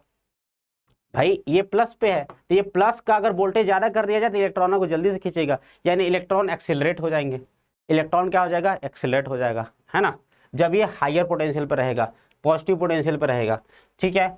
चलिए, अब जब इसका पोटेंशियल बच्चों हमने क्या कर दिया, निगेटिव कर दिया, इसका पोटेंशियल कर दिया निगेटिव कर दिया, ये देखो निगेटिव पोटेंशियल कर दिया, इसका माइनस से जोड़ दिया।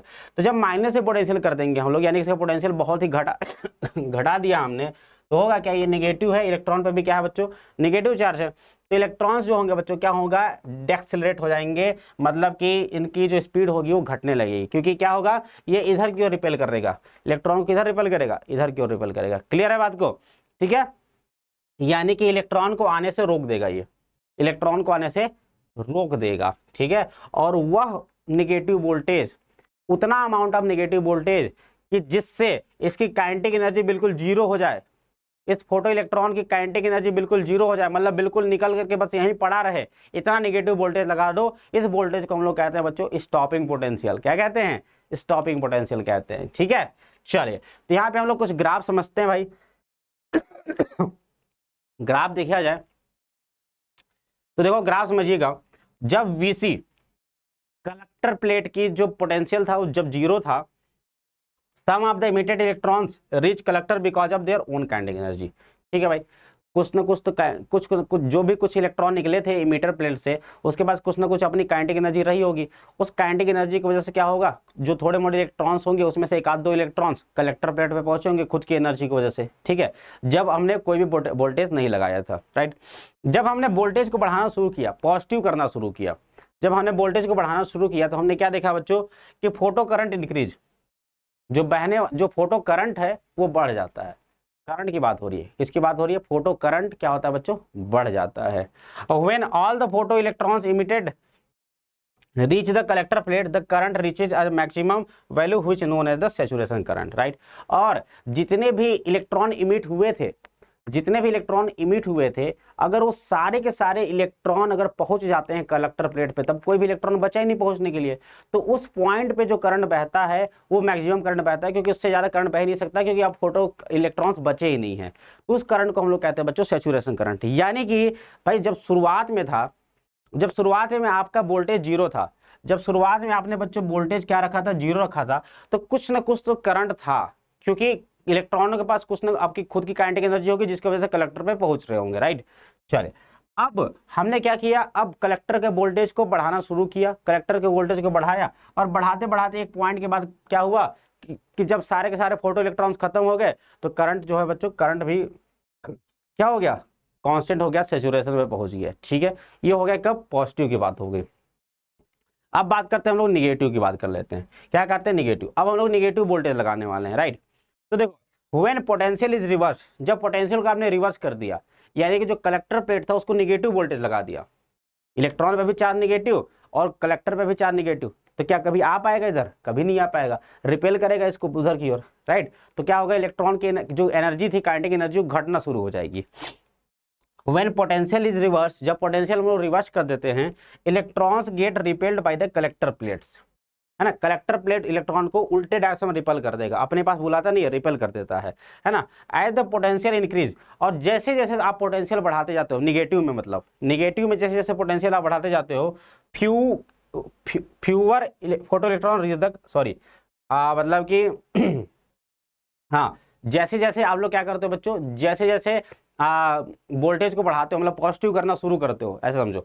जैसे जैसे आप वोल्टेज को पॉजिटिव करना शुरू करते हो वैसे वैसे थोड़ा थोड़ा करंट अपने को देखने को मिलता है। और जैसे जैसे वोल्टेज को आप लोग निगेटिव करते जाते हो, जैसे जैसे वोल्टेज को आप लोग निगेटिव करते जाते हो वैसे वैसे करंट अपने को घटते हुए दिखता है, वैसे वैसे करंट अपने को घटते हुए दिखता है। आप वोल्टेज को निगेटिव करते जाइए, देखिए करंट जो है बच्चों घटता जा रहा है। और एक ऐसा पोटेंशियल आएगा जिसपे कि करंट जीरो हो जाएगा, यानी कि काइनेटिक एनर्जी इलेक्ट्रॉनों की बिल्कुल घट जाएगी, जीरो हो जाएगी। उस पोटेंशियल को हम लोग कहते हैं बच्चों stopping potential, right. The negative potential of emitter plate at which the photo current becomes zero is called the stopping potential. ठीक है, तो ऐसा पोटेंशियल जिसपे कि फोटो करंट जीरो हो जाए, मतलब कि कोई भी इलेक्ट्रॉन बह ही नहीं पा रहा है, अब उसको हम लोग क्या कहते हैं बच्चों, उस पोटेंशियल को हम लोग कहते हैं बच्चों स्टॉपिंग पोटेंशियल कहते हैं। ठीक है भाई, समझ में आ गया, समझ गए स्टॉपिंग पोटेंशियल। तो देखो, तो यहाँ पे ध्यान समझना आप ग्राफ को। आपने ग्राफ देखा कि ग्राफ कुछ इस तरीके से जा रहा है ना, ग्राफ कुछ इस तरीके से जा रहा है ना, कि आप धीरे धीरे कलेक्टर का वोल्टेज बढ़ाते जाइए तो करंट बढ़ता जाएगा, एक पॉइंट पे आकर क्या हो जाएगा, कांस्टेंट हो जाएगा। और निगेटिव करेंगे तो एक पॉइंट पे जाकर के क्या हो जाएगा बच्चों, जो इलेक्ट्रॉन्स थे उसकी इलेक्ट्रॉन्स के जो काइनेटिक एनर्जी थे जीरो हो जाएगी, राइट। तो अब आप क्या कर रहे हो अब जो है बच्चों, अब आप सभी लोग क्या करेंगे, अब इंटेंसिटी को बढ़ाइए घटाइए, क्या करेंगे, इंटेंसिटी को घटाएंगे बढ़ाएंगे, है ना। तो आपने देखा कि जब इंटेंसिटी बढ़ाते हैं हम लोग, इंटेंसिटी जब हम लोग बढ़ाते हैं तो होता क्या है कि सैचुरेशन करंट भी बढ़ जाता है, सैचुरेशन करंट भी बढ़ जाता है। तो सैचुरेशन करंट जो है होता है बच्चों वो बढ़ जाता है किससे, इंटेंसिटी के बढ़ाने से। और number of photo electrons emitted is proportional to intensity. Number of photo electrons emitted, कितना number of photoelectrons emit हो रहे हैं वो डिपेंड करता है बच्चों, प्रोपोर्शनल होगा इंटेंसिटी के। इंटेंसिटी बढ़ाने पे फोटो इलेक्ट्रॉन्स भी बढ़ जाते हैं, ठीक है, फोटो इलेक्ट्रॉन्स भी बढ़ जाते हैं। At a given frequency of incident radiation the stopping potential is independent of its intensity. और ध्यान समझना, at a given frequency of incident radiation, है ना, एक पर्टिकुलर एक गिवन रेडिएशन के लिए, एक गिवन फ्रीक्वेंसी के लिए या फिर एक गिवन लैम्डा के लिए जो स्टॉपिंग पोटेंशियल होता है वो इंडिपेंडेंट होता है इंटेंसिटी का। यानी कि स्टॉपिंग पोटेंशियल जो होता है बच्चों वो डिपेंड नहीं करता इंटेंसिटी पे, स्टॉपिंग पोटेंशियल इंटेंसिटी पे डिपेंड नहीं करता। क्योंकि देख सकते हो तुम लोग ये सारे के सारे स्टॉपिंग पोटेंशियल बच्चों इसी पॉइंट पे है ना, किसी का यहाँ नहीं है, ठीक है। तो स्टॉपिंग पोटेंशियल जो है वो इंटेंसिटी पे डिपेंड नहीं करता है, ठीक है। एक लैम्डा या फिर एक लैम्डा कुछ भी दे दिया या फिर कोई फ्रीक्वेंसी दे दिया, उसके लिए जो स्टॉपिंग पोटेंशियल होगा वो उन्हीं पे डिपेंड करेगा, इस पे डिपेंड नहीं करता है, ठीक है, समझ गए। चलो, तो स्टॉपिंग पोटेंशियल की अगर हम लोग बात कर लेते हैं भाई, तो स्टॉपिंग पोटेंशियल हमने बात किया कि is the voltage required to stop the most energetic electron, photo electron. तो सबसे ज़्यादा मोस्ट एनर्जेटिक इलेक्ट्रॉन है उसको रोकने के लिए जितनी एनर्जी की आवश्यकता होगी, मतलब जितना वोल्टेज की आवश्यकता होगा वो स्टॉपिंग पोटेंशियल होता है ना। तो ये इसकी एनर्जी कितनी होनी चाहिए बच्चों, काइनेटिक एनर्जी के बराबर होनी चाहिए, ताकि इधर का काइनेटिक एनर्जी अब इधर का निगेटिव का काइनेटिक एनर्जी मिलकर के जीरो कर दे, राइट। तो अगर वोल्टेज वी नॉट है, अगर इसमें ई से मल्टीप्लाई कर देंगे तो ई वी नॉट हो जाएगा एनर्जी, और ये एनर्जी किसके बराबर होगा बच्चों, काइनेटिक एनर्जी के बराबर होगा, राइट। इसके बराबर होगा, काइनेटिक एनर्जी के बराबर होगा। और V not is equal to हो जाएगा एच अपॉन में E nu minus five upon में, क्योंकि इसकी वैल्यू होती है न्यू, काइनेटिक एनर्जी मैक्सिमम क्या होता है H nu minus H nu not, ठीक है। तो इसे डिवाइड कर दोगे तो ये फॉर्मूला निकल के आ जाएगा, या फिर एच सी बाई लैम्डा में रख देना इसको, ठीक है भाई, क्लियर है। ये फार्मूला निकल के आ जाता है किसका सर, ये फार्मूला निकल के आ जाता है स्टॉपिंग पोटेंशियल का, ठीक है भाई। चलो भाई, effect of frequency on stopping potential, frequency का क्या प्रभाव पड़ता है स्टॉपिंग पोटेंशियल पे। तो फ्रीक्वेंसी का प्रभाव देखो कैसे पड़ता है स्टॉपिंग पोटेंशियल पे। हमने देखा था कि इंटेंसिटी का कोई प्रभाव नहीं पड़ता स्टॉपिंग पोटेंशियल पे, राइट, लेकिन फ्रीक्वेंसी का प्रभाव जरूर पड़ता है। आप सभी ने देखा कि जो स्टॉपिंग पोटेंशियल है वो क्या है बच्चों, H upon B into nu, है ना। अगर यानी कि न्यू बढ़ाया है आपने, फ्रीक्वेंसी अगर आपने बढ़ाया तो आपका स्टॉपिंग पोटेंशियल भी बढ़ जाएगा। यानी कि जितनी ज़्यादा एनर्जी का फोटोन आ रहा है उतना ही ज़्यादा अपने को क्या चाहिए भाई, स्टॉपिंग पोटेंशियल चाहिए, कॉमन सेंस वाली बात है, ठीक है। तो अगर आपने फ्रीक्वेंसी को बढ़ाया तो आपका स्टॉपिंग पोटेंशियल भी बढ़ जाएगा। देखो फ्रीक्वेंसी बढ़ा तो इसका स्टॉपिंग पोटेंशियल यहाँ है, इतना दूर है, ज़्यादा है, दूसरे का यहाँ है तो पहले का यहाँ है भाई, ठीक है, समझ गए। तो यहाँ पे इंटेंसिटी लेकिन कांस्टेंट रखिएगा, समझ में आ गया अगर आप। ग्राफ समझ में आ गया? तो ग्राफ और आप भी याद रखना यार, बोर्ड वोर्ड वाले ग्राफ याद रखना, ठीक है। चलो अब इसके बीच अगर ग्राफ देख लिया जाए भाई, तो देखो यार nu V is equal to H upon में E nu minus five upon me. अगर हम लोग ग्राफ खींचा जाए बच्चों, किसके किसके बीच ग्राफ खींचे अगर हम लोग, तो देखिए ग्राफ खींच रहे हम लोग बच्चों स्टॉपिंग पोटेंशियल और फ्रीक्वेंसी के बीच में। तो देखो यार इसका स्लोप कितना है बच्चों, y is equal to M X plus C से कंपेयर करो, है ना। तो इसका जो स्लोप है m कितना आ गया बच्चों, ये हो गया h अपॉन में e, और जो इंटरसेप्ट है वो है बच्चों माइनस फाइव अपॉन में ई का। तो इंटरसेप्ट हो गया बच्चों माइनस फाइव अपॉन में ई का। तो अगर मटेरियल ए है उसके लिए माइनस फाइव अपॉन में ई होगा, दूसरा मटेरियल बी होगा उसके लिए कुछ फाइव की वैल्यू कुछ और होगी, तो कहीं और जाकर इंटरसेप्ट करेगा, तो फाइव बी अपॉन में ई।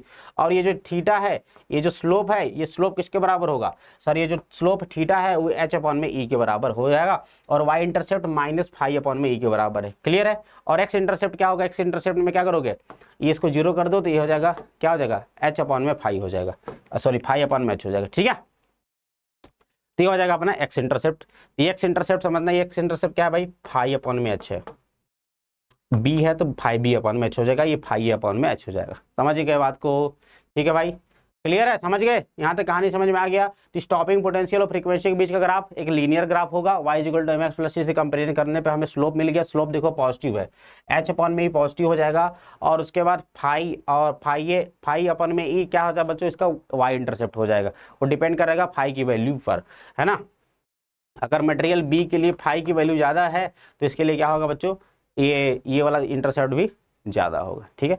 यानी कि ग्राफ अगर इन दोनों ग्राफ में अगर कंपेरिजन करने के लिए बोलते हैं कि किसका वर्क फंक्शन ज़्यादा है, तो किसका बोलोगे सर, मटेरियल बी का वर्क फंक्शन ज़्यादा होगा, ठीक है।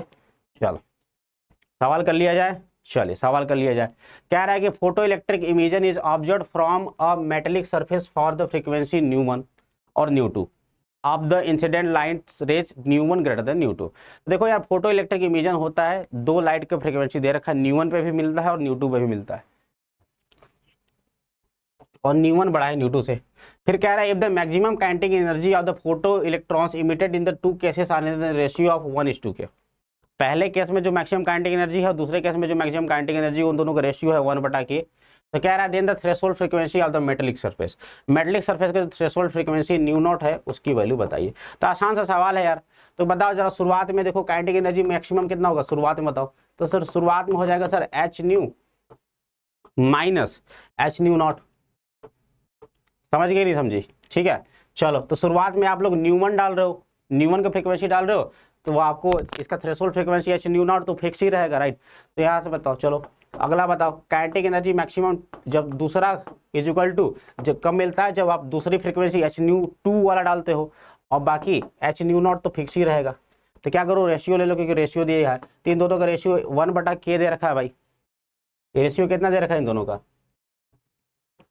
1/k दे रखा है, 1/k। ये क्या होगा भाई, एच कॉमन लेके काट दो, ये हो गया sir nu one minus nu not divide by nu two minus nu not, ठीक है। इसको सॉल्व कर देंगे, कर दो सर, हो गया nu two minus nu not is equal to nu one minus K nu one minus K nu not, ठीक है। तो यहाँ से nu not is equal to क्या आ जाएगा sir, nu not is equal to आ जाएगा अपना, इसको इधर ले आओ, K nu one minus nu two divided by K minus 1, है ना। तो ये हो जाएगा बच्चों अपना न्यू नॉट की वैल्यू, ठीक है भाई, ये हो जाएगा अपना न्यू नॉट की वैल्यू। क्लियर है?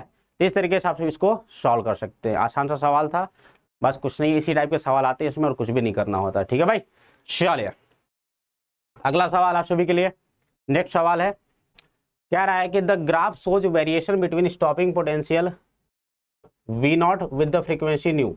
स्टॉपिंग पोटेंशियल और इसका ग्राफ दे रखा है, तो कह रहा है कि explain which metal has a smaller threshold wavelength.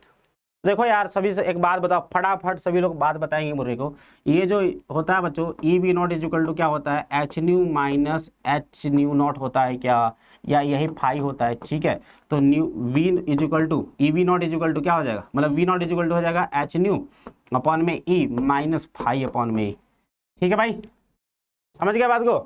चलो अब देखो, अब अपने को देखो ग्राफ दे रखा है किसके किसके बीच सर, ग्राफ दे रखा है अपने को वी मतलब कि ये स्टॉपिंग पोटेंशियल और न्यू के बीच का ग्राफ दे रखा है, ठीक है। और ये क्या होता है बच्चों, वाई इंटरसेप्ट होता है। तो देखो इसका वाई इंटरसेप्ट है, चलो पी है तो इसको वाई इंटरसेप्ट हो गया बच्चों 5p अपॉन में ई, और ये है 5q अपॉन में ई। तो देखो दोनों के लिए ई तो बराबर है, दोनों के लिए ई तो बराबर होगा, तो लेकिन इसका ए वाला इंटरसेप्ट बच्चों ज्यादा है, यानी कि 5q, इसके लिए q की वैल्यू ज्यादा, 5 की वैल्यू ज्यादा होगी, यानी कि इसका वर्क फंक्शन क्या होगा, ज्यादा होगा। इसका वर्क फंक्शन क्या रहा होगा भाई, ज्यादा रहा होगा, मैंने अभी जस्ट बताया भी था।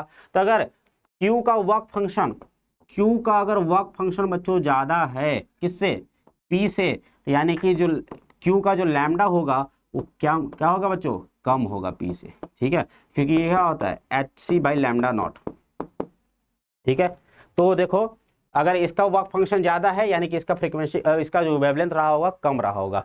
तो किसका वेवलेंथ कम होगा, कुछ किस मेटल का वेवलेंथ सबसे कम होगा बच्चों, तो क्यू वाले का जो वेवलेंथ होगा वो सबसे कम होगा, ठीक है। चले उसके बाद कह रहा है explain the reasons which metal emit photo electrons having smaller kinetic energy for the same wavelength, और किसका काइनेटिक एनर्जी कम होगा, है ना। कह रहा है कि which metal emit photo electrons having same kinetic energy, है ना, हैविंग, अच्छा हैविंग स्मॉलर काइनेटिक एनर्जी, तो किसका काइनेटिक एनर्जी स्मॉलर होगा। तो भाई किसका काइनेटिक एनर्जी स्मॉलर होगा बताओ जरा। तो देखो यार आप सभी ने देखा काइनेटिक एनर्जी मैक्सिमम का फॉर्मूला क्या देखा सर, इज इक्वल टू, आपने देखा काइनेटिक एनर्जी मैक्सिमम का हमने फॉर्मूला देख लिया भाई, देख लिया एच न्यू माइनस का फाई देख लिया। अब देखो यार ये तो फिक्स दे रखा है, दोनों के लिए फिक्स दे रखा है ना। तो किसकी काइनेटिक एनर्जी मैक्सिमम होगी, काइनेटिक एनर्जी किसकी मैक्सिमम होगी सर, जिसके लिए ये मिनिमम हो, जिसके लिए ये वाला कम हो, क्योंकि घट रहा है ये, तो ये किसके लिए कम है सर, ये किसके लिए कम है सर, इसके लिए कम है, यानी पी की जो काइनेटिक एनर्जी होगी भाई, पी की जो काइनेटिक एनर्जी होगी वो क्या होगी, ज्यादा होगी, ठीक है भाई, समझ गए। क्योंकि क्यू का जो है आपने क्या पूछा है ना, क्यू का क्या है, क्यू का आप सभी को मैंने बता दिया कि इसका जो है, इसका फाई ज्यादा है, इसका फाई ज्यादा होगा, तो भैया इसका फाई ज्यादा है तो इसकी काइनेटिक एनर्जी क्या होगी, कम हो जाएगी, ठीक है, अच्छी बात है। चलो ठीक है, हो गया अपना। आगे देखो अगला सवाल इसी में है, if the distance between the light source and the metal P, light source और मेटल पी के बीच का डिस्टेंस को डबल कर दिया जाए तो how the stopping potential change. Stopping potential का फार्मूला हम लोग जानते हैं बच्चों, क्या होता है H C by lambda E minus का फाई अपॉन में ई। तो क्या स्टॉपिंग पोटेंशियल इन दोनों के बीच के डिस्टेंस आर पे कहीं डिपेंड कर रहा है, नहीं कर रहा है, केवल किस पे डिपेंड कर रहा है कि भैया केवल लैम्डा पे डिपेंड कर रहा है ना, इसका वेवलेंथ कितना उस पर डिपेंड कर रहा है, इनके बीच के डिस्टेंस से कोई मतलब है ही नहीं। तो जो स्टॉपिंग पोटेंशियल है वो डिपेंड नहीं करता है डिस्टेंस पे, क्लियर है क्या बात, ठीक है भाई, अच्छा सवाल था। तो ये जो है विल नॉट चेंज, तो स्टॉपिंग पोटेंशियल जो है वो बच्चों दैट विल नॉट चेंज, ठीक है। चलिए अच्छा सवाल था। चलो तो अब हम लोग समझते हैं बच्चों फेलियर ऑफ वेव थ्योरी। तो आप सभी को पता है बच्चों, मैंने आप सभी को बताया कि intensity of light falling on the metal increase, जब हम लोग उस मेटल पे, जब हम लोग इस मेटल पे इंटेंसिटी ऑफ लाइट को बढ़ाते हैं तो क्या होना चाहिए sir, energy of the wave बढ़ जाना चाहिए। अगर वेव की इंटेंसिटी बढ़ा रहे हो मतलब वेव की एनर्जी बढ़ा रहे होगे, जो वेव आ रहा है, ठीक है, तो यानी कि जो एनर्जी अगर बढ़ गया तो जो इलेक्ट्रॉन को हम लोग एनर्जी दे रहे होंगे वो भी बढ़ गया होगा। तो एनर्जी बढ़ने पर काइनेटिक एनर्जी बढ़ जानी चाहिए थी इलेक्ट्रॉनों की, काइनेटिक एनर्जी बढ़ जानी चाहिए थी इलेक्ट्रॉनों की, यानी कि जो फोटो इलेक्ट्रॉन्स निकल रहे हैं उनके पास भी काइनेटिक एनर्जी ज्यादा होनी चाहिए थी, होनी चाहिए थी कि नहीं होनी चाहिए थी, होनी चाहिए थी। लेकिन वास्तविकता में ऐसा नहीं होता है। The maximum kinetic energy of a photo electron does not depend on the intensity of the incident. आप देख सकते हो काइनेटिक एनर्जी किस पे, किसी पर डिपेंड कर रहा है क्या, इंटेंसिटी पे कहीं पर भी नहीं डिपेंड कर रहा है, राइट। तो वेव थ्योरी के हिसाब से अपने पास क्या होना चाहिए था कि इंटेंसिटी बढ़ाने पे जो इलेक्ट्रॉन्स निकल रहे हैं उनकी काइनेटिक एनर्जी तो बढ़ जानी चाहिए थी, बट वास्तविकता में ऐसा नहीं होता है। काइनेटिक एनर्जी जो होता है वो डिपेंड ही नहीं करता है इंटेंसिटी पे, ठीक है। तो ये पहला प्रॉब्लम था, इंटेंसिटी प्रॉब्लम था, इस यहाँ से वेव जो थ्योरी होता है वो फेल हो जाता है।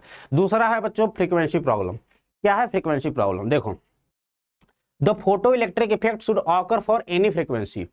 वेव थ्योरी ऑफ लाइट्स के हिसाब से क्या होना चाहिए कि जो फोटो इलेक्ट्रिक इफेक्ट होना चाहिए वो किसी भी फ्रीक्वेंसी के लिए होना चाहिए, provided that the light is intense enough to eject photo electrons, है ना। ऐसा लगता है हमने को कि भाई एक काम करो, मतलब कि कितना उस फ्रीक्वेंसी से तुमको क्या मतलब है, तुम एकदम खूब इंटेंसिटी वाला, ज्यादा इंटेंसिटी वाला लाइट को डालो इस पे हर, और सारे इंटेंसिटी से मतलब कि ये लाइट निकल जाना चाहिए था, मतलब इलेक्ट्रॉन्स निकल जाने चाहिए थे, राइट। लेकिन ऐसा नहीं होता, ऐसा नहीं होता। एक लैम्डा नॉट से ज्यादा के वेवलेंथ पे या फिर एक न्यू नॉट फ्रीक्वेंसी से कम के फ्रीक्वेंसी से कम के फ्रीक्वेंसी वाले लाइट से इलेक्ट्रॉन का इमिशन नहीं होता है बच्चों, ठीक है।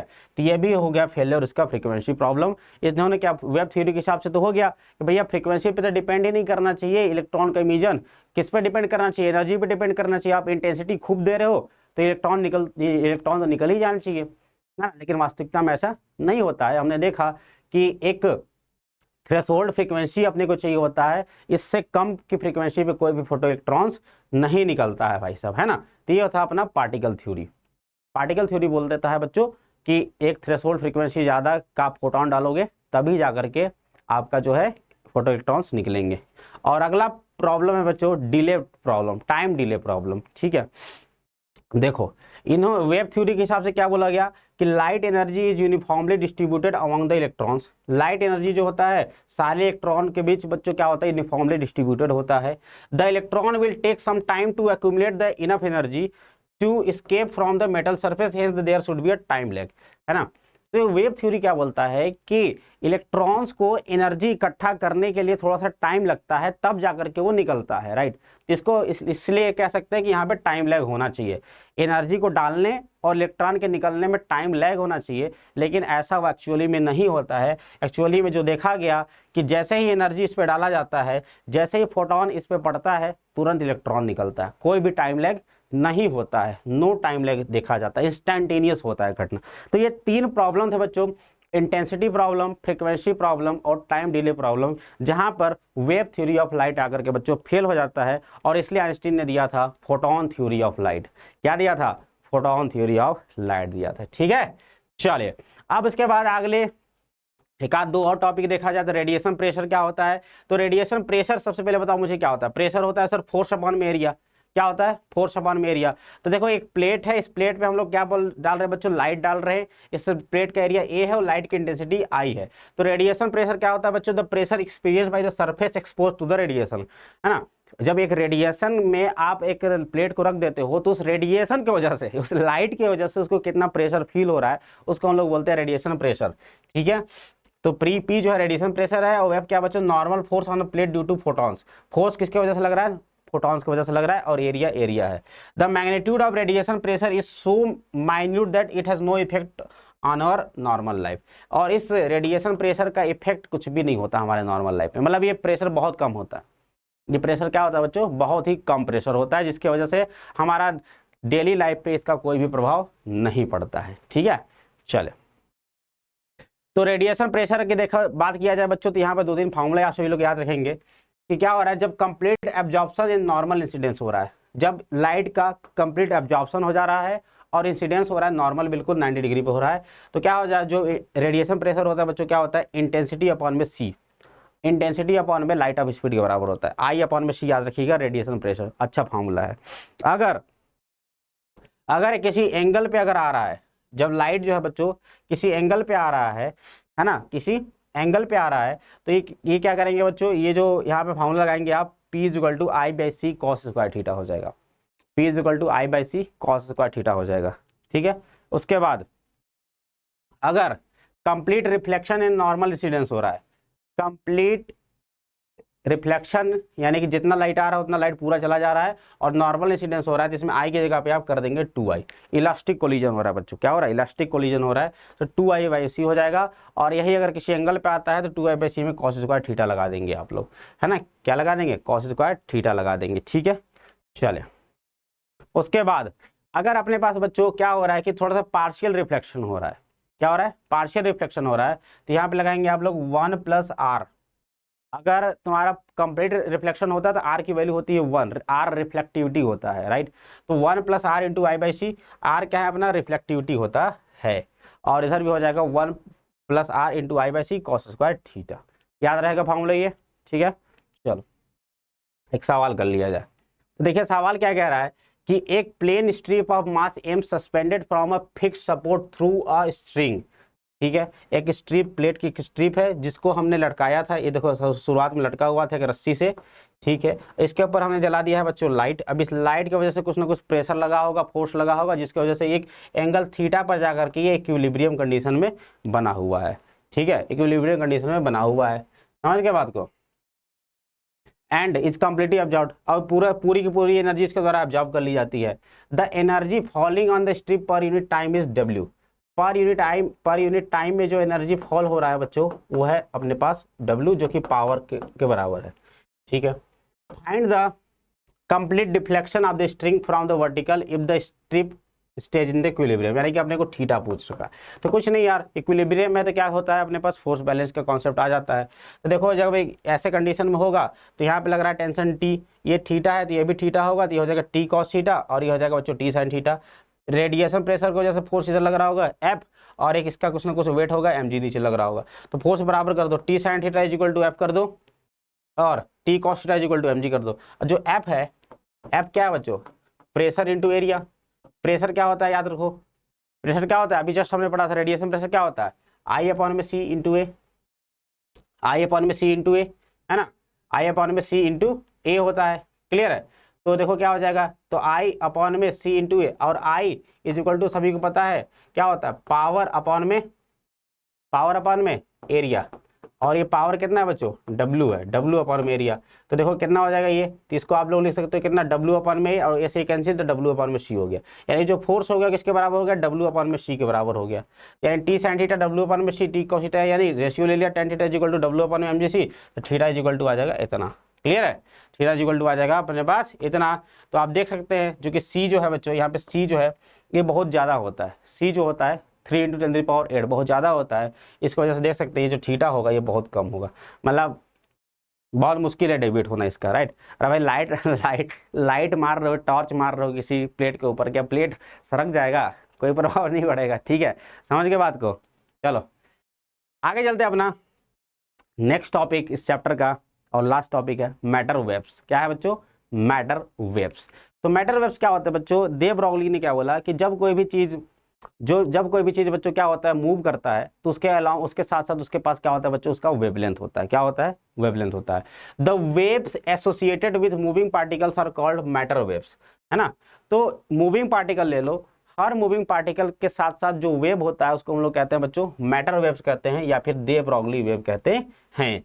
और इस दे ब्रॉगली ने अपना फॉर्मूला दिया कि देव, और इसके पास क्या होता है बच्चों, अगर वेव है तो वेव के पास क्या होता है अपना वेवलेंथ होता है, और ये वेवलेंथ होता है h अपॉन में p के बराबर, और h अपॉन में p is equal to h upon में m भी होता है, जहाँ h प्लैंक्स कांस्टेंट और p होता है बच्चों मोमेंटम होता है। तो ये दे ब्रॉगली वेवलेंथ का फॉर्मूला याद रखना, lambda is equal to h upon में p।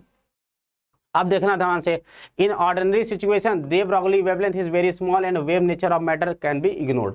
नॉर्मल सिचुएशन में हम लोग जो डे टू डे लाइफ में कंसीडर करते हैं, जैसे बॉल है ना, बॉल बैट बॉल खेल रहे हैं, बेसबॉल खेल रहे हैं, चाहे कोई भी बॉल खेल रहे हैं, उस कंडीशन में हम लोग जो है बच्चों मैटर वेव को नेग्लेक्ट कर देते हैं। क्यों, क्योंकि भाई नॉर्मल कंडीशन में देखा जाए, जैसे बेसबॉल की एग्जांपल ले लो, बेसबॉल 146 ग्राम का होता है, और मान लो इसका स्पीड है 30 मीटर पर सेकंड, तो तुम लोग लगा लो lambda is equal to h upon में m भी।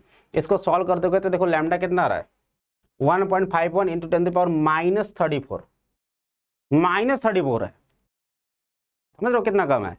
इसलिए हम लोग नॉर्मल जैसे बॉल फेंका, ठीक है वेवलेंथ होगा, सही बात है, लेकिन हम लोग इग्नोर करके चलते हैं। क्या करके चलते हैं, इग्नोर करके चलते हैं। ठीक है, इसी प्रकार से इलेक्ट्रॉन की देख लो, इलेक्ट्रॉन के पास देखा जाए बच्चों, तो इलेक्ट्रॉन के पास मास इतना है, स्पीड इतना है, सॉल्व किया तो देखो लैम्डा इज इक्वल टू इतना गया। तो ये कुछ हद तक है, मतलब ये कुछ हद तक देखा जा सकता है। ठीक है, समझ में आ रहा है बात, ठीक है भाई। चले, de Broglie wavelength of an electron, electron का दे ब्रॉगली वेवलेंथ देखा जाए भाई, तो इलेक्ट्रॉन का दे ब्रॉगली वेवलेंथ अगर कैसे देखोगे, तो देखो ध्यान से, जो भी इलेक्ट्रॉन यहाँ से निकल रहे हैं, जो भी इलेक्ट्रॉन निकल रहा है बच्चों उसका वेवलेंथ देखा जाए, तो if an electron is accelerated with voltage v then its kinetic energy becomes E into V. Kinetic energy कितना हो जाएगा, E इंटू वी हो जाएगा। इसका दे ब्रॉगली वेवलेंथ बिकम क्या हो जाएगा, de Broglie wavelength lambda is equal to h upon में m v, है ना। h अपॉन में p क्या है, मोमेंटम, यानी कि √2m के लिख सकते हैं क्या, है ना, मोमेंटम √2m के बराबर होता है। ठीक है, तो क्या आ जाएगा 2m के, काइनेटिक एनर्जी कितना कर दिया आपने, 2e भी रख दिया, तो सॉल्व कर दिया इसको सारा वैल्यू रख करके, तो लैम्डा की वैल्यू आती है बच्चों 12.27 अपॉन में √2 एंगस्ट्रॉम। एंगस्ट्रॉम में ये वैल्यू होती है इलेक्ट्रॉन का दे ब्रॉगली वेवलेंथ, याद रखना, है ना।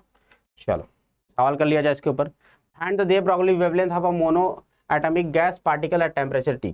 टेम्परेचर T पर अपने को क्या करना है, दे ब्रॉगली वेवलेंथ निकालना है। कैसे निकालेंगे, तो देखो यार, दे ब्रॉगली वेवलेंथ लैम्डा निकालने के लिए अपने को क्या चाहिए सर, एनर्जी चाहिए। कैसे निकालेंगे, तो सर आप सभी को पता है kinetic energy of each particle of monoatomic gases 3/2 kT। Each particle का जो काइनेटिक एनर्जी होता है मोनोएटॉमिक गैस का कितना होता है बच्चों, 3/2 kT होता है। और lambda is equal to h/2m के की जगह क्या रख दोगे, यही वाला फॉर्मूला रख दोगे, रख दो, सॉल्व कर दो, तो लैम्डा निकल के आ जाएगा h/3 की m/kT, कितना हो जाएगा m/kT, जहाँ के होता है बोल्ट्जमैन कांस्टेंट। ठीक है, चलिए अगला एक्सपेरिमेंट था बच्चों Davisson and Germer experiment. Davisson and Germer experiment देखा जाए तो बच्चों क्या होता है ना, ध्यान समझना यहाँ पे समझो, पूरा स्टोरी समझा देता हूँ मैं क्या होता है ना, कि the experiment was performed by the varying the accelerating voltage from 44 volt to 68 volt, है ना, 44 वोल्ट से 68 वोल्ट। यहाँ पे देखो हो क्या रहा है, अपने पास एक हाई टेंशन वोल्टेज है यहाँ पे, ठीक है, उसके बाद यहाँ पे बच्चों एक लो टेंशन वोल्टेज ST और LT, ST मतलब हाई टेंशन वोल्टेज, LT मतलब लो टेंशन वोल्टेज। यहाँ पे फिलामेंट, यहाँ पे एक्सीलेटर है, और यहाँ से क्या जा रहा है बच्चों, इलेक्ट्रॉन बीम जा रहा है। इलेक्ट्रॉन बीम जो है निकल टारगेट से टकराने के बाद क्या हो रहा है बच्चों, डिफ्रेक्टेड इलेक्ट्रॉन यहाँ पे जा रहा है, और यहाँ से देख रहे हैं हम लोग गैल्वेनोमीटर से चला जा रहा है। इसमें कहाँ चला जा रहा है, गैल्वेनोमीटर में, और गैल्वेनोमीटर क्या मेजर करता है बच्चों, प्रेजेंस ऑफ करंट मेजर करता है। ठीक है, तो ये था डेविसन जर्मर एक्सपेरिमेंट का सेटअप था। तो ये जो सेटअप किया जाता है बच्चों, किया जाता है 44 वोल्ट से 68 वोल्ट के बीच में, है ना, 44 वोल्ट से 68 वोल्ट के बीच के पोटेंशियल पे किया जाता है। इन्होंने देखा कि the intensity of the scatter electron is measured at different angle of scattering. ठीक है, डिफरेंट एंगल ऑफ स्कैटरिंग पे देखा गया the intensity of the scattered electron is measured at different angle of scattering, है ना, अलग अलग एंगल पे जो इलेक्ट्रॉन्स आ रहे हैं, अलग अलग एंगल पे जो इलेक्ट्रॉन आ रहे हैं उसका क्या मेजर किया गया, इंटेंसिटी मेजर किया गया। The strong peak is appeared in intensity I of the electron for an accelerating voltage of 54 volt at a scattering angle of theta is equal to 50 degree. ठीक है, तो जब 54 वोल्टेज जब लगाया जाता है, जब 54 वोल्टेज का जब एक्सीलरेटर वोल्टेज लगाया जाता है, तब जाकर के अपने को मैक्सिमम इंटेंसिटी देखा जाता है, और ये स्कैटरिंग इस एंगल पे 50 डिग्री पे होता है। This peak was the result of constructive interference. और ये किसकी वजह से होता है बच्चों, ये कंस्ट्रक्टिव इंटरफेरेंस की वजह से ये रिजल्ट अपने को देखने को मिलता है। पीक जो अपने को देखने को मिला, ये पीक क्यों देखने को मिलता है, कंस्ट्रक्टिव इंटरफेरेंस, है ना, पहला दूसरा, इस दोनों को मिला देंगे तो क्या हो जाएगा, ऐसा बढ़ जाता है ना। तो इंटेंसिटी मिलके कितनी हो जाती है बच्चों, 4I0 cos स्क्वायर I/2 होती थी, राइट है। तो और क्या होता था इंटेंसिटी कंस्ट्रक्टिव इंटरफेरेंस में, 4I0 4 गुना हो जाता था। ठीक है, तो क्या होता था बच्चों, तो ये जो इंटेंसिटी देखने को मिला, इंटेंसिटी में जो पीक देखने को मिल रहा है, ऐसा पीक इसलिए हो रहा है क्योंकि जो भी इलेक्ट्रॉन आ रहे हो वो कंस्ट्रक्टिव इंटरफेरेंस कर रहे होंगे उसके वेव की वजह से। क्लियर है, ठीक है। For accelerating voltage B is equal to 54 volt, the de Broglie wavelength of electron is कितना, 1.67 एंगस्ट्रॉम। ठीक है, इस पर्टिकुलर वोल्टेज पे लैम्डा कितना होता है बच्चों, 1.67 एंगस्ट्रॉम के बराबर होता है। ठीक है, physical interpretation of matter waves. Matter waves का फिजिकल इंटरप्रिटेशन क्या होता है देख लीजिए, है ना। Matter wave represent the probability of finding a particle in space. Matter wave मतलब क्या समझ रहे हो, मैटर वेव जो होता है बच्चों रिप्रेजेंट करता है probability of finding a particle in space. Matter अगर चल रहा है तो उसके पास क्या है, उसके पास सर कुछ ना कुछ वेवलेंथ है, राइट। तो कुछ ना कुछ वेवलेंथ है, तो क्या है कि अपने पास उस वेवलेंथ का एक पार्टिकल, उस वेवलेंथ का अगर अपने पास कोई पार्टिकल एग्जिस्ट कर रहा है कि नहीं कर रहा है, उसको हम लोग फाइंड कर सकते हैं मैटर वेव से। द इंटेंसिटी यानी कि जो स्क्वायर ऑफ एम्पलीट्यूड होता है प्रोपोर्शनल टू, ठीक है, of the matter wave at the point determines the probability density यानी कि probability per unit volume of the particle at that point. जो इंटेंसिटी होता है मैटर वेव की, वो ये बताता है कि उस पर्टिकुलर पॉइंट पे कितनी प्रोबेबिलिटी है उस मतलब उस पार्टिकल के पाए जाने की। ठीक है, और probability of finding a particle in space is equal to क्या होता है, इंटेंसिटी इंटू डेल्टा वी, जहां पे डेल्टा वी क्या है बच्चों, स्मॉल वॉल्यूम है।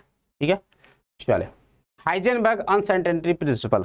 हाइजेनबर्ग की अनसर्टेनिटी प्रिंसिपल क्या है बच्चों, तो इन्होंने क्या बोला कि according to Heisenberg uncertainty principle it is not possible to measure both the position and the momentum of a particle at the same time exactly. एक पार्टिकल जो कि मूव कर रहा है उसका पोजीशन x और उसका मोमेंटम p दोनों एक साथ मेजर करना पॉसिबल नहीं है, पॉसिबल नहीं है, क्योंकि मैटर वेव की वजह से क्या होता है बच्चों, अनसर्टेनिटी बनी रहती है। ठीक है, the product of error in the measurement of the position, position के मेजरमेंट में कुछ ना कुछ एरर होगी। अगर आप पोजीशन सही से मेजर कर रहे हो तो उसका मोमेंटम सही से मेजर नहीं कर पाओगे, मोमेंटम सही से मेजर कर रहे हो तो उसका पोजीशन सही से मेजर नहीं कर पाओगे। यानी कि अगर मान लो कि अगर पोजीशन में एरर डेल्टा एक्स है और मोमेंटम में एरर अगर डेल्टा पी है भाई, तो इन्होंने देखा कि दोनों में एरर का जो मल्टीप्लिकेशन था, दोनों में एरर का जो मल्टीप्लिकेशन था वो क्या था बच्चों, एच के ऑर्डर का था, प्लैंक कांस्टेंट के ऑर्डर का था। ठीक है, और इसकी वैल्यू जो होती है बच्चों, जिसकी वैल्यू होती चाहिए h अपॉन में 4 पाई से ग्रेटर देन इक्वल टू होती है। Delta x into delta p should be greater than equal to h upon में 4 पाई, है ना, h अपॉन में 4 पाई से ज्यादा होना चाहिए। ठीक है, समझ गए, मतलब ये h डैश है और इसकी वैल्यू होती है h/2। ठीक है, h अपॉन में 2 पाई होती है, राइट। तो ये याद रखिएगा, यहाँ तक आप सभी लोग इसको याद रखना। ठीक है भाई, ये कुछ और है, ये h नहीं है, ये प्लैंक कांस्टेंट नहीं है, ये h डैश कुछ बनाया हुआ है। ठीक है, तो उन्होंने देखा कि जो delta x into delta P है ये कहीं ना कहीं प्लैंक कांस्टेंट के आसपास के बराबर आ रहा है, जो कि है delta x into delta p should be greater than equal to h upon में 4 पाई। ठीक है, इस पर एक सवाल भी कर लेते हैं हम लोग और काम खत्म करते हैं। तो कह रहा है कि एक इलेक्ट्रॉन है भाई, क्या है, एक इलेक्ट्रॉन है जिसका मास m है और इसकी शुरुआत की वेलोसिटी है बच्चों v0 i और v0 j, i में भी जा रहा है j में भी जा रहा है। चलो, और एक इलेक्ट्रिक फील्ड आ रहा है के कैप में। अब इलेक्ट्रिक फील्ड आ गया के कैप में, के कैप में भी जाएगा, है कि नहीं। If lambda not is the initial they Broglie wavelength of electron, शुरुआत में दे ब्रॉगली वेवलेंथ था, जब इस शुरुआत के स्पीड से जा रहा था तो लैम्डा नॉट था। तो कह रहा है कि de Broglie wavelength at time T is given by, तो टाइम टी पर दे ब्रॉगली वेवलेंथ क्या होगा भैया, जब बाद में तुमने इलेक्ट्रिक फील्ड लगा दिया तो इसकी स्पीड बदल जाएगी, तो नया स्पीड अपने को सबसे पहले निकालना पड़ेगा यार, राइट, है ना। तो कैसे निकालेंगे, तो देखो शुरुआत में अपने को स्पीड था v is equal to v naught i cap v naught j cap, जो कि अगर इसका मॉड ले लिया जाए तो हो जाएगा बच्चों वी नॉट अंडर रूट 2। लेकिन अब आपने क्या किया बच्चों, बाद में आपने के इलेक्ट्रिक फील्ड भी लगा दिया के कैप में, यानी कि अब के कैप में भी इलेक्ट्रॉन जाएगा। तो अपने को सबसे पहले क्या करना पड़ेगा, अपने को सबसे पहले निकाल लेना पड़ेगा भाई स्पीड, क्या करना पड़ेगा, स्पीड निकालना पड़ेगा। तो जो नया स्पीड होगा v dash is equal to v plus a t, v naught इस शुरुआत में स्पीड कितना था, इतना था, और बाद में एक्सेलरेशन कितना हो जाएगा, फोर्स अपॉन में mass e into e naught upon में एम इंटू टी। ठीक है, तो यहाँ से हो गया बच्चों v naught i cap v naught j cap plus e into e naught upon में एम इंटू टी के कैप हो गया। तो यहाँ से अगर स्पीड देखा जाए तो नया स्पीड कितना हो गया, इलेक्ट्रिक फील्ड लगाने के बाद नया स्पीड हो गया ये। ठीक है, तो जो नया वेवलेंथ होगा वो कितना होगा सर, h अपॉन में नया एम वी डैश, नया स्पीड, तो h अपॉन में m और v डैश की वैल्यू आप यहाँ से रख दो। ठीक है, अब देखो ये हो गया lambda dash equal to h upon में m, इतना हो गया, लेकिन अपने को लैम्डा नॉट के टर्म में निकालना है। तो लैम्डा नॉट क्या था बच्चों, शुरुआत का wavelength, lambda naught equal to h upon में mv, यानी कि h अपॉन में m v naught under root 2 शुरुआत की, है ना। तो यहाँ से आपने क्या किया बच्चों, लैम्डा इसको 1 और 2 को अगर आप डिवाइड कर दोगे तो h से h कैंसिल हो जाएगा और लैम्डा नॉट के टर्म में अपना आंसर हो जाएगा। तो लैम्डा जो डैश निकल आ जाएगा वो आ जाएगा बच्चों लैम्डा नॉट अपन में 1 प्लस इतना पूरा। ठीक है, कर सकते हैं इस टाइप के सवालों को, हो जाएगा। देखो इस चैप्टर में कुछ भी सवाल, मतलब कोई भी सवाल कठिन नहीं होता, बस थोड़ा सा फार्मूला को इधर उधर घुमाना रहता है और थोड़ा सा अगर कॉन्सेप्चुअल क्लैरिटी रहेगा तो भाई तुम एक कोई भी सवाल नहीं छोड़ के आओगे, सारे सवाल लग जाएंगे इस चैप्टर के। ठीक है, चलो ये था बच्चों आज का हमारा कंप्लीट सेशन, जिसमें कि हमने बिल्कुल अच्छे से बहुत सारे कॉन्सेप्ट को डिस्कस कर दिया है।